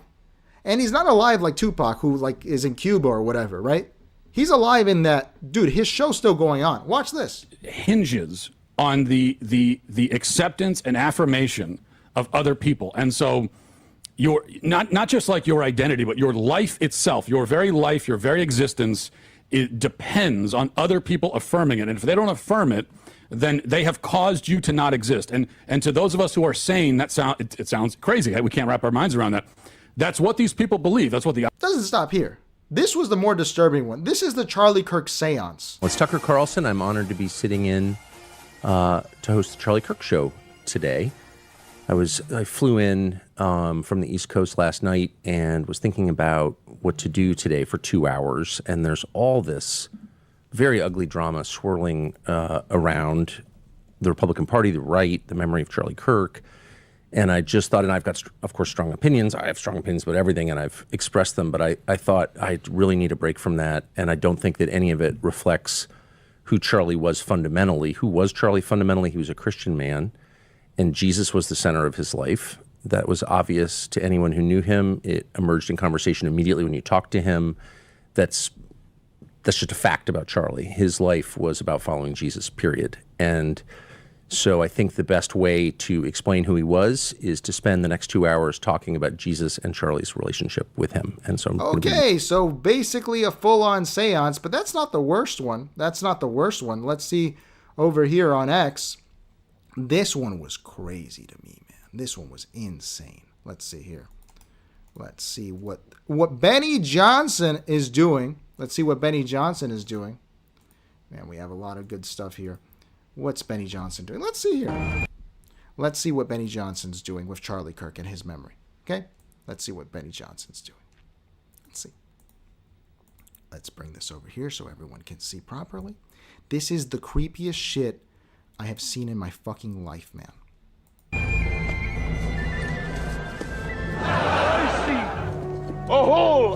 of my countrymen here in defiance of tyranny, that they may take our lives, but they'll never take our freedom!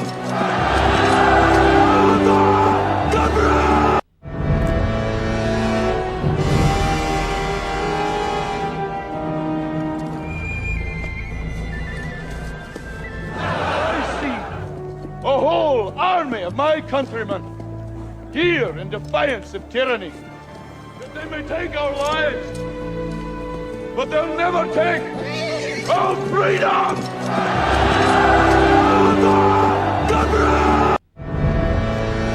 This is the creepiest shit I've seen in my life, dude. This is the weirdest shit I've ever seen. There's no excuse for this. This is so fucking weird, man. What is going on? And that's why I called it the Charlie Kirk seance. Because he's not dead. This is insane. I have never seen a dead person used like this before. And it makes me uncomfortable. It makes me uncomfortable, man. This poor guy, who I didn't even like, I feel so much for. Because this, let the man rest in peace. What the fuck is this, dude? What is this? Who takes the time to make this? Oh my God, man. My God. Forehat says, do you accept how things are through logic or emotions? I think logic's fake, man. I don't really believe in logic, really. But I think logic's a useful framework at times. Logic is more like a language than anything. But emotions are definitely more powerful. Full Hat says, the immigrants of the past came here assimilated to the values and virtues of the United States of America and flourished. Full Hat, I'd only disagree with you because, dude, like the Italians, the early Jewish immigrants, the Polacks, the Irish, they all formed like mobs, you know, like organized crime. And the Italians in particular were not assimilated until the 1990s when Rudy Giuliani figured out how to use RICO against them. The Jews obviously earlier because they were able to integrate into society earlier, but a lot of immigrants, it took a long time to assimilate them. And even now, I don't think that Italians are fully assimilated into the U.S. They have their own ethnic identity, you know? So I'm not sure about that. And even further, you know, like the U.S. took over parts of Mexico. And those people never assimilated. There's a whole subculture. I don't think there's really a nation in the U.S., but that's just my controversial view, you know. Audio says, ain't no way, bro. That's insane. People need to touch grass. Robert says, LOL. Tope says, nah, this is crazy. So true. You guys want to watch this again? You want to watch how insane this is? This is crazy, huh?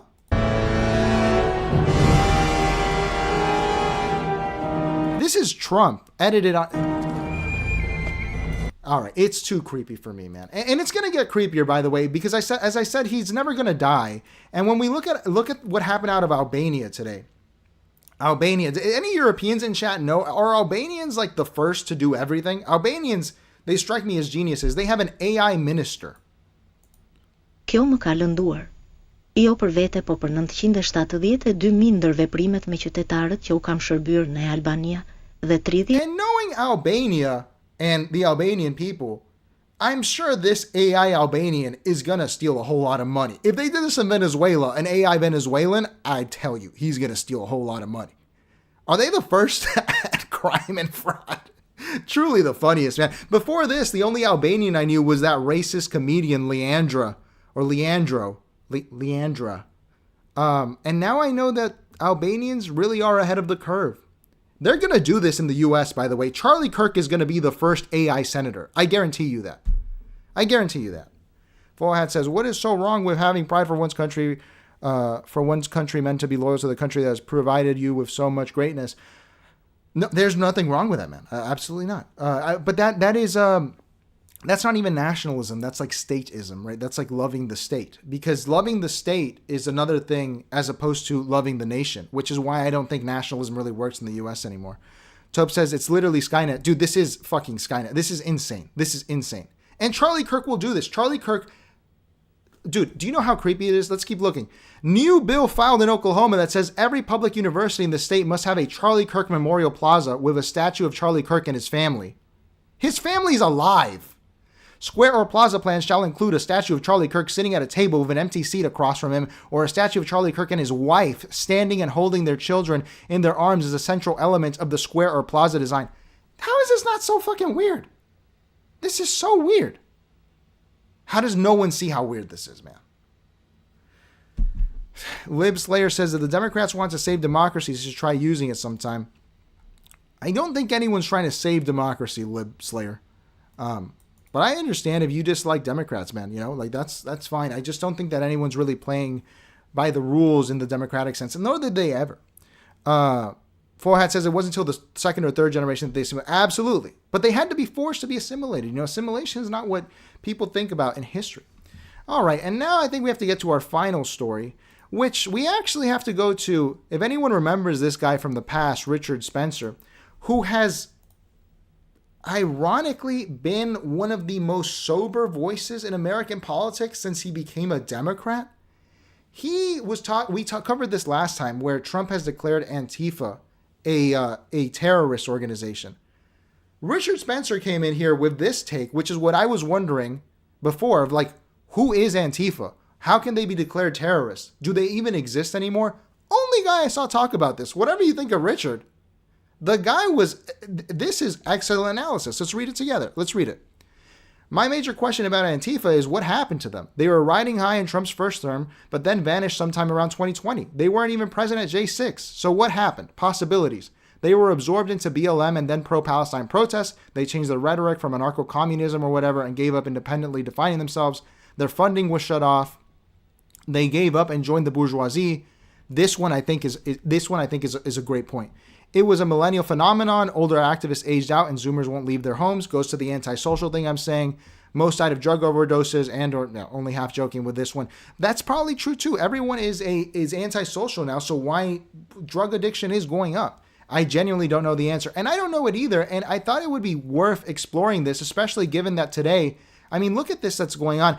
The ICE is becoming a Praetorian Guard of the Trump administration to the point where I'm a little uncomfortable with it, man, because it resembles a lot like the Praetorian Guard of Chile or Thailand. It's pretty weird.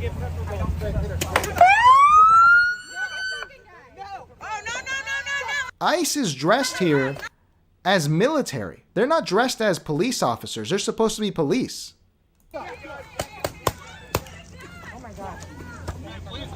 That was really cool, guys. You guys are super cool for that. Wow.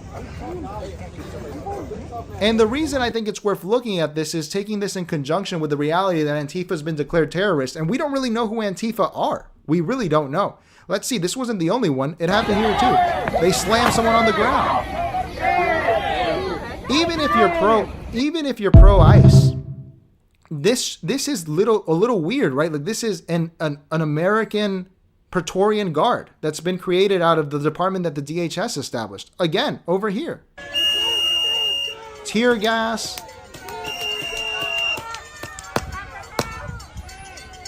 And as Richard Spencer said, look at the crowd. There's no Antifa here. These people are dressed up as Marvel characters. They're dressed up as Marvel characters. This is not Antifa, like in 2020. Richard knows Antifa. They punched him in the face.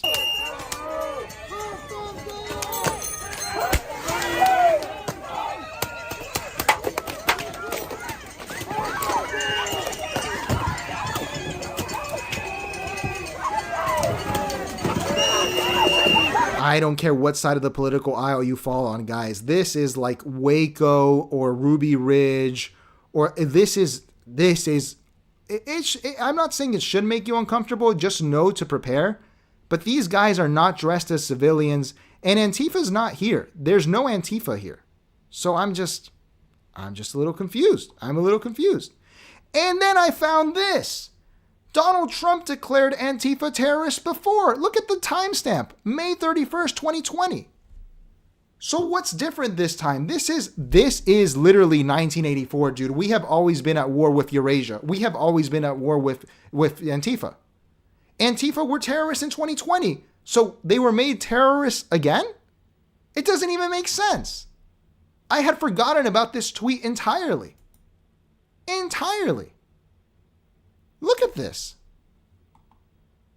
All right. So, and I wanted to remind you guys here, let's go to YouTube, of Antifa. Do you guys remember this? Disrupt J20? I think a lot of people forgot about this.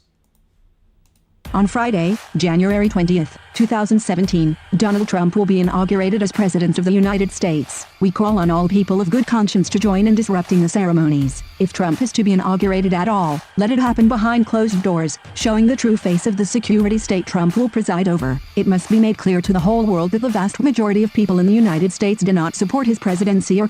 And this was a huge thing. People were arrested for Disrupt J20. Antifa is the first postmodern terrorist organization that I'm aware of.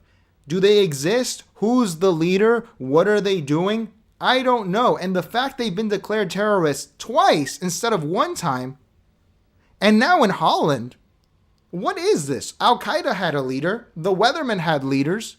What is Antifa? I'm not getting into the Van Jones, Antifa's just an idea type thing. But this is weird. This is pretty weird. And people don't remember this stuff, but this is what Antifa was. It was punch a Nazi. It was, let's look at the famous Richard Spencer clip where he was, and this is why I think that he was the one that picked up on it.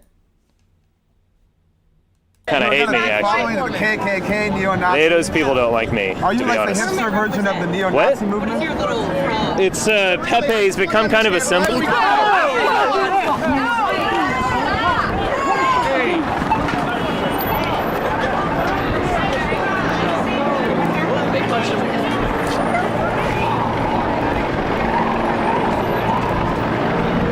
So that was Antifa. And so I decided to consult the Antifa expert, who is Andy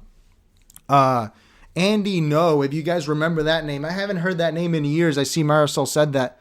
I haven't heard this name in years. Andy No, or Andy Go, whatever his name was, who wrote the book on Antifa, who did an interview after Charlie Kirk was murdered with Winston Marshall, which, by the way, Winston Marshall is a total plant. His dad got his seed money from George Soros and runs The Spectator, okay? His dad's a millionaire. The fact that this guy's a conservative hero now is insane to me. But before we look at what he has to say, let's catch up with our chats. Full Hat says, so what you just said totally agrees with the princess that it wasn't only blacks that were discriminated against in this country. Dude, it wasn't. The largest lynching in this country was against Italians. Columbus Day was given to them because they were lynched in New Orleans.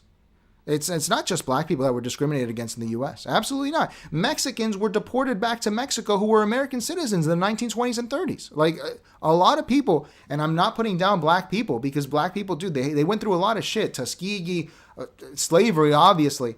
But, dude, like a lot of people have been discriminated against in the country, including white people. Irish people were discriminated against. Italians were discriminated against, you know. Marcel's, can we get your take on the Ukrainian spokesman that they hired and forced to become transgender so the libs would support Ukraine? Sarah Ashton Cirillo or something like that. I do not know that story, Marcel. Let me actually screenshot that with my handy dandy snipping tool. And I'm going to look into it, and we can talk about it next time. That's very interesting. I also want to do an episode on this cult that I learned about called the Zazarians or something like that. Thank you, Marcel. I appreciate that. Please, guys, send topics. Lib Slayer says, everyone in the Republican Party are old school Democrats. Conservatism is just liberalism driving the speed limit, man. That's why I can't stand conservatism. I had everything says the last one is accurate. You mean the Richard thing? Yeah, it could be a lot of people got into drugs. I agree. Marcel says Antifa. Haven't heard that name in years. Absolutely. And they just got declared terrorists again. Crazy shit. Robert says, do you think all of this is orchestrated to get your mind off of the bread and butter issues? Robert, I think you're right. And I think that all of this is bread and circus. Bread and circus, in this postmodern, you live in hell. By the way, I trademarked it. You can't say you live in hell. Every time you say you live in hell, you have to send me $1 in the mail. I trademarked it. I sent it to the patent office. You live in hell. All right? You live in hell. And in hell, they figured out that the best bread and circus is to just bring it into politics. And now politics is the bread and circus. So, yeah, man, this is to get people off the bread and butter issues. But Robert, once again, I would say that I think that the material issues, which are the bread and butter issues, you know, how much you're paying for a car, how much you're paying for a house, people don't care about anymore. People really don't care. People vote with emotion and stories. And we're going to get into that with our Doge story to close off. Fuad says they are the Nazi brown shirts hunted by George Soros' Open Society campaign. Who do you mean? People do your research. Are you talking about the mob? Yeah.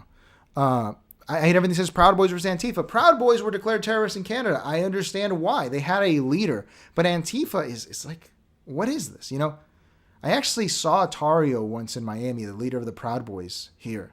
Guys, I'm not Fed jacketing anyone, but that guy's a Fed. Forehead says, don't believe everything you hear. Do your research about the mob. Okay. Cindy, what's up, Cindy? Hey, there are international now. Yes, they are active daily in USA. So much for the news helping us know much, huh? Do you mean Antifa's active every day? I don't think it is, man. I really don't think that Antifa's active every single day. I don't think so, Cindy. There are people who oppose this government, but I don't know if they identify as Antifa. Forehead says, educate yourself what happened during the Bolshevik Revolution. Absolutely. You got to read about the Bolshevik Revolution. You got to read about Stalin. Stalin, one of the most interesting leaders of all time. Cindy says, I can't give you grace, so please get out of my face. I don't know what that means. All right, Forehead. All right, a little controversial there. Cindy says, weapons aren't really part of that. And Marisol says, I do care about bread and butter issues, but I agree most people do not, and I also don't believe in voting for president. It's all rigged. So, Cindy, and you are where a lot of people are, where I would care about bread and butter issues, but at this point, no one else does. So you're going to be the only person who cares, and there's no power in that. There is no power in that. I completely get you, Marisol. It makes sense, but no one cares. So let's watch here what they had to say here. Cindy says, I'm way behind in the stream, but I want to say hello from California. Thank you, Cindy. Guys, please like, comment, and subscribe, but do not share the channel. Once again, first rule of King Leo channel, do not talk about King Leo. Second rule about King Leo, do not talk about King Leo. You must be blessed by the algorithm. Like, comment, subscribe. Forehead says, Antifa is nothing but the Nazi brown shirt. Educate yourself. Do the research. Okay. Yeah, I mean, Antifa... Look, man, I think that, and this is where it gets a little uncomfortable. I don't know if Antifa is that, but I can tell you this. I think that what's happening with ICE, and any libertarian would agree with this, because libertarians were opposed to these organizations like I was, like DHS, all these post 9/11 organizations. ICE is becoming the SA of the United States, a personal guard that goes out there and beats people's asses. And that's kind of scary. I'm just going to say that's a little scary. Forehead's talking about George Soros. Yeah, dude, look up Winston Marshall and look at his background and in regards to his connection to George Soros. It's very interesting.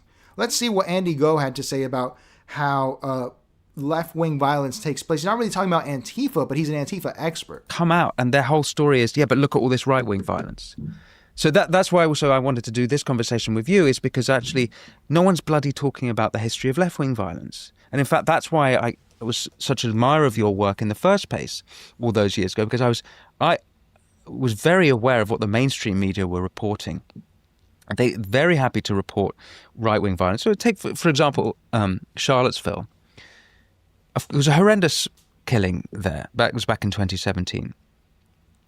But if you were following on social media, you could see that there were far-left activists there. I'm not suggesting that they were involved in the killing, but if you only watch the mainstream media, you would think, oh, it was just far right. You wouldn't have seen that Antifa were there. Now, I'm not sure if you actually reported on that case back in 2017, but there's a total failure of the media to report on left-wing violence. And that's actually why I think you've become such a significant and important journalist, because imagine if you weren't doing this work, the world wouldn't know. Imagine if Musk hadn't bought Twitter. We wouldn't know about so much of the truth of what's going on. The tactics to deflect, mislead, and lie, it's done every time. Or ignore when they can't do anything else. They ignore. I just thought of some more examples going back to Portland. There was, before the election, there were all these warnings about how the threat to democracy in elections come from the right and from MAGA. And in Portland, we had ballot boxes that were, Portland and a neighboring city, Vancouver, Washington, ballot boxes that were set on fire. Quite shocking attacks on democracy, literally. Hundreds of ballots were destroyed. And a message that was left behind is that it was done for Gaza. And the story just kind of went away. Nobody's been arrested still. We're in September now. Then the county election office where Portland is, was completely smashed up the night of the election. Also coincided timeline-wise with some of the arson attacks. And the people there left behind anarchist symbols, which may be a hint that they were part of the Antifa network. That was completely ignored. If you talk to people in Portland, they won't even know that our own elections offices were vandalized and smashed up in this way. So... And let's stop here. If no one was arrested for these crimes, how do we know Antifa exists? It doesn't even make sense. I don't really get it. Look, like I see Full Hat saying here that Joe Biden was quoted in a debate with Donald Trump saying Antifa, it was nothing but an idea. The thing is, look, Full Hat and everyone else, Wahhabism is an idea. Wahhabi's dead, the founder of Wahhabism. Wahhabism is only an idea. Al-Qaeda is an organization. Antifa is an idea. Anti-fascism, this is an idea. Is it an actual group? This is what I'm confused about. It does not strike me as an actual group of people. And if they can jacket you, like anyone who opposes Donald Trump can be seen as Antifa, then it leaves the door open for, I'm not exactly sure what they could do. Mass arrests? Mass censorship? Because what Andy goes describing, okay, sure, people did burn ballot boxes and they said it was because of Gaza. But if no one was arrested, how do you even know it's an Antifa network? You know, I'm not doubting the guy's scholarship. The guy is smart. But how can we go after something that is an idea? An idea more than an organization. That would be my only critique.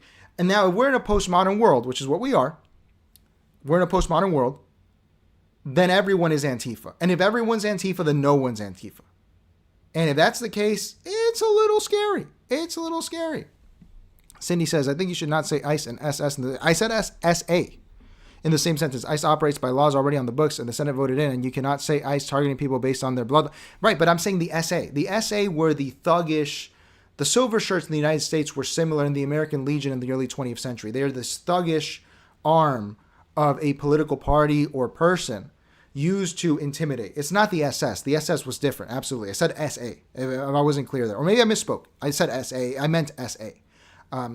That's where I'm seeing it. Where like, dude, I saw someone making the joke that that we have finally gotten to the point in the United States where the president is endorsing a CDR. CDRs are what they use in Cuba in order to keep political order. They're people who are in charge of neighborhoods and report on their neighbors. And ICE, dude, it's kind of freaking me out. It is kind of freaking me out because DHS in general was already a stretch that the Bush organization passed. You know what I mean? So, and Marshall says, have you looked into O9A and related groups? Yes. And O9A is an actual group. And like Atomwaffen, these are actual groups that are terrorists. Like they have leaders, they have a structure. But Antifa, if it exists, it is so diffused that I really do wonder what the reality is. And I just see it as a label they can put on anyone, you know? Cindy says, oh, pardon me. Yeah. This is not a political party, though. It's not a political party, but have you ever seen a president use ICE in this way, Cindy? That's the only question that I have. I haven't seen a president... Look, because we did a stream where we went into why working for ICE is probably a good financial decision for a lot of people if they have no qualms with it. And if you're a loyal patron to the person who hired you, the ICE cars have Donald Trump's name on them now. It becomes a sort of quasi-Praetorian guard, you know? Fawad says George Soros' son was just married a woman named Huma Abedin. She was this wife of Anthony Weiner. Yeah, dude. The Soros thing is interesting. Soros is a very smart guy. Very smart. Cindy says Patriot Act was pushed to prevent youth getting radicalized online. Yeah, absolutely. But it was also, but we sacrificed a lot with the Patriot Act. Well, we didn't. They took it from us, right? The Patriot Act is a very scary mechanism that's still used, you know? And for hat, I don't know what you mean there about FIFA. All right, guys, and here we're going to get to our final story. I just want to play a clip here from my video today. You guys know where to find it on the channel, where I was asking, where's Doge at? What's up with Doge? In support of Elon Musk and his role in government. Given that this is the case, Are you a sucker? Are you a sucker? Have you ever believed in Doge? Absolutely you are. You're a sucker just like P.T. Barnum would have considered you a sucker that bought into the circus. And that's fine. We all have a right to be a sucker. And you know what? To the sucker, I have this message for you. At least Doge did exist, and it will continue to exist. It will continue to exist in the minds of any of the thousands of people that were fired from the government because they were deemed non-essential. All of these people that were putting their kids through college and now can't put food on the table, you can rest assured that Doge will exist in their head for the rest of time. That's enough there. What I'm getting at here is that Doge never existed. It was the first postmodern American institution. Doge is crazy. Doge had no official office. Elon Musk was not really in charge of it. The employees were unknown. It came in, it did its role, which was firing people, and it just disappeared. Doge is currently inactive. No one knows what happened to it. And here we go. Oh, Audio Vibe says, waiting for my Doge check. I'm waiting for my Doge check as well. And I found this video from last week where Lutnick actually got into what happened with Doge. And I can truly now announce, guys, I think that Doge lives in the minds of only the people that were fired by Doge. If you want to get more about that, visit the video that I put out today. Full Hat says, what does the slogan even mean, a postmodern world? What does that even mean? Postmodernism, man, it just means that everything is a symbol now. Nothing is actually real, nor was it ever. We might do an episode on that, or just a short explainer for the channel of what Baudrillardianism is formally. But essentially what I'm saying is that there is no real that you can hang on to anymore, man. Like, for example, the classic postmodern example is just language, right? It is impossible for you and me, Foil Hat, to actually communicate. You can understand what I say, I can understand what you say, but it's our understanding of the other person. It creates discord. It creates issues where people don't really understand what they're saying. Okay? People now live in their own reality. The reality that people have is their own. Like, for example, what we said this week, some people think that Charlie Kirk was an evil guy and celebrated, and the other people think that he wasn't evil, and they're mad that the other people don't feel the same way. That is postmodernism, because you are now mad that someone does not share the same emotions as you.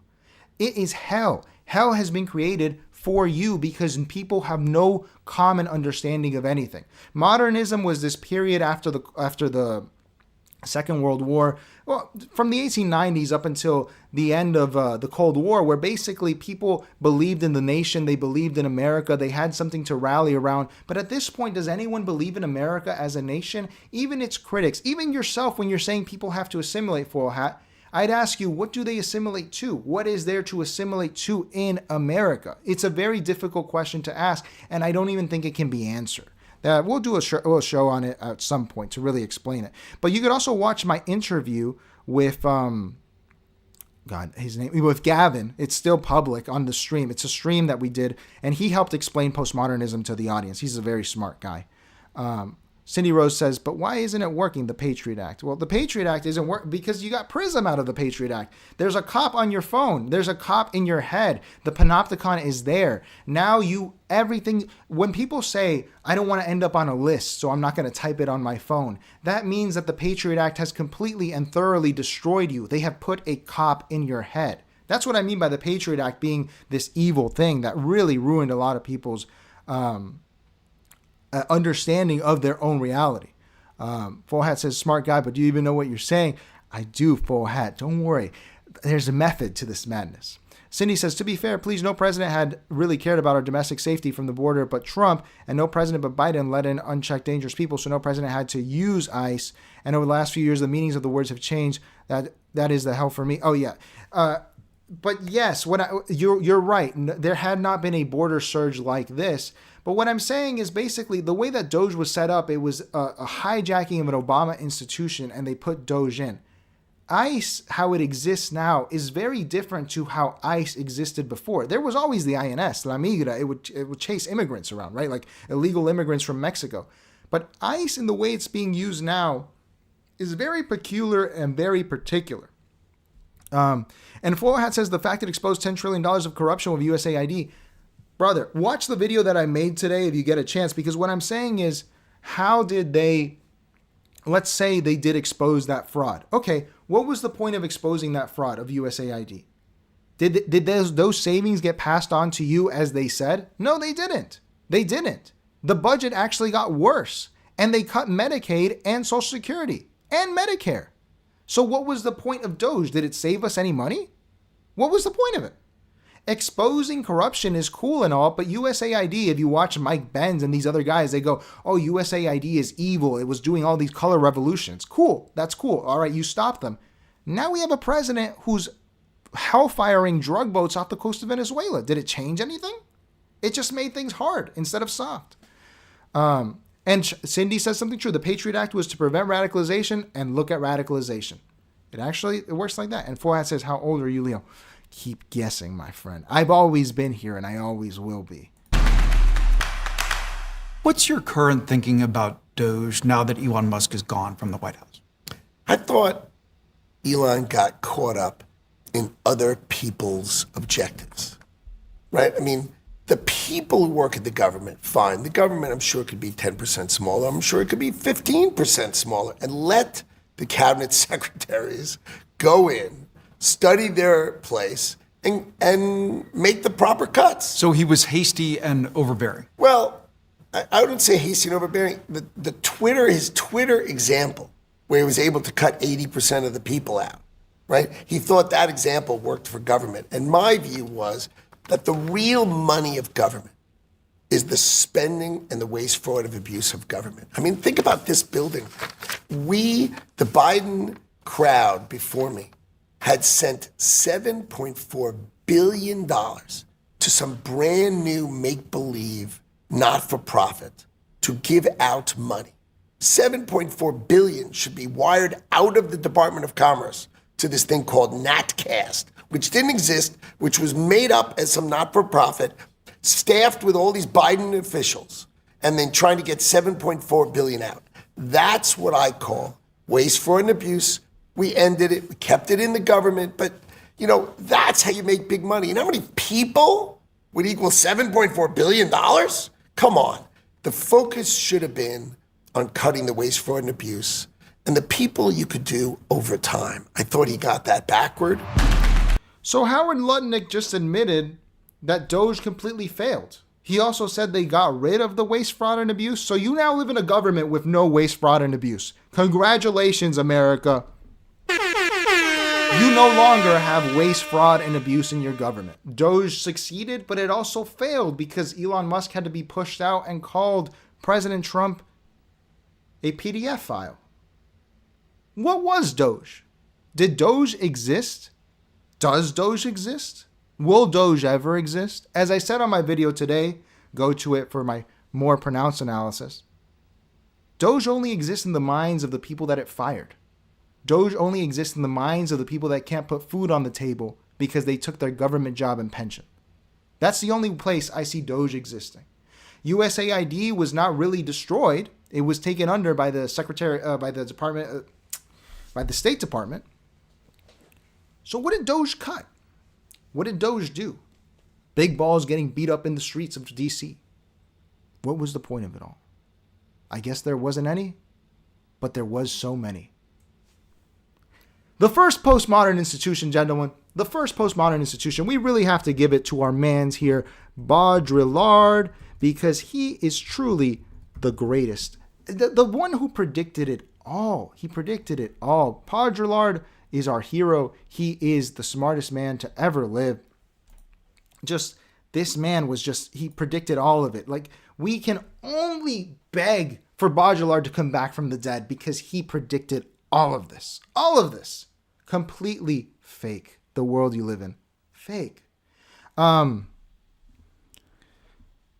says, that's the exact definition of terrorism, Leo. I told you it doesn't have to involve violence. It just has to make you live your life in ordinary. But Forhat, you're going with an older definition because the definition I grew up with of terrorism was the use of violence to spread a political ideology. To use violent means to acquire political power, which was the State Department definition, but there were other definitions in government. I agree with you. I think that's a better definition.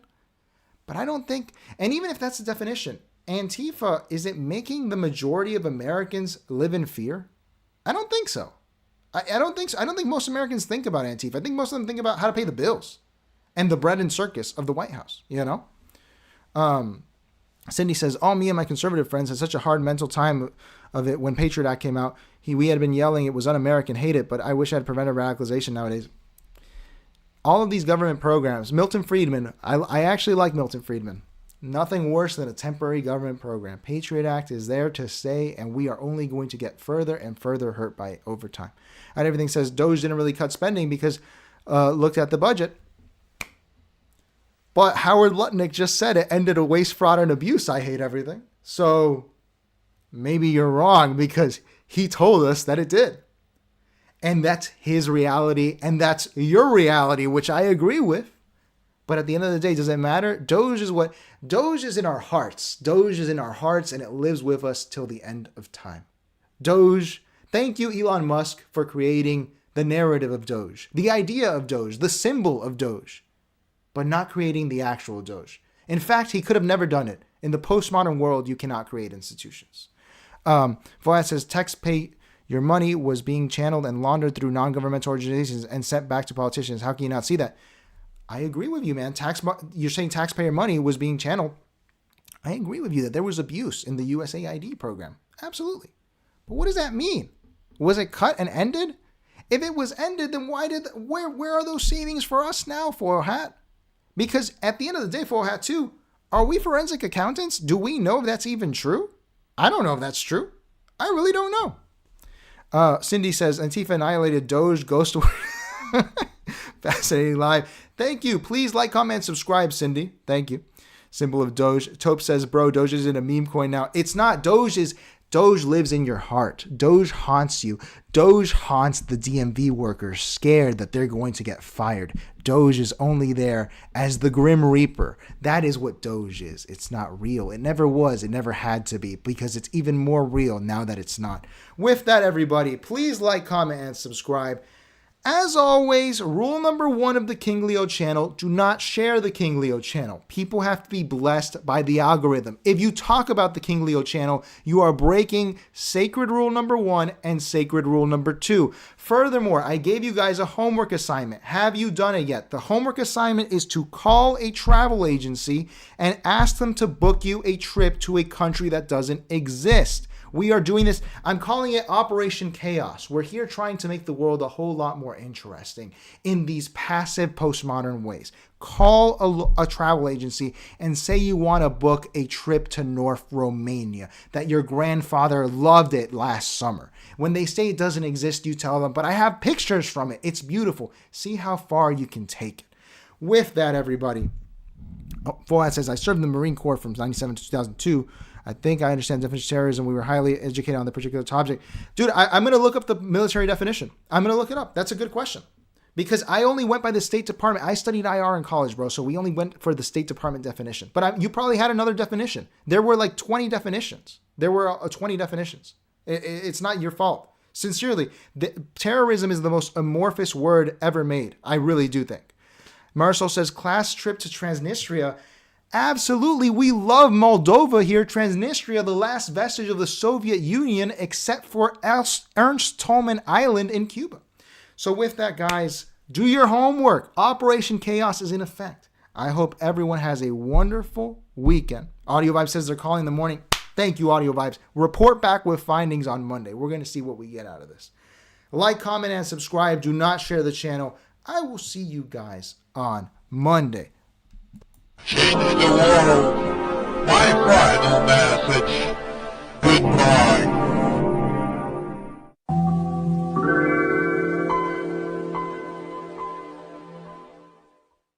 Changing the world. My final message. Goodbye.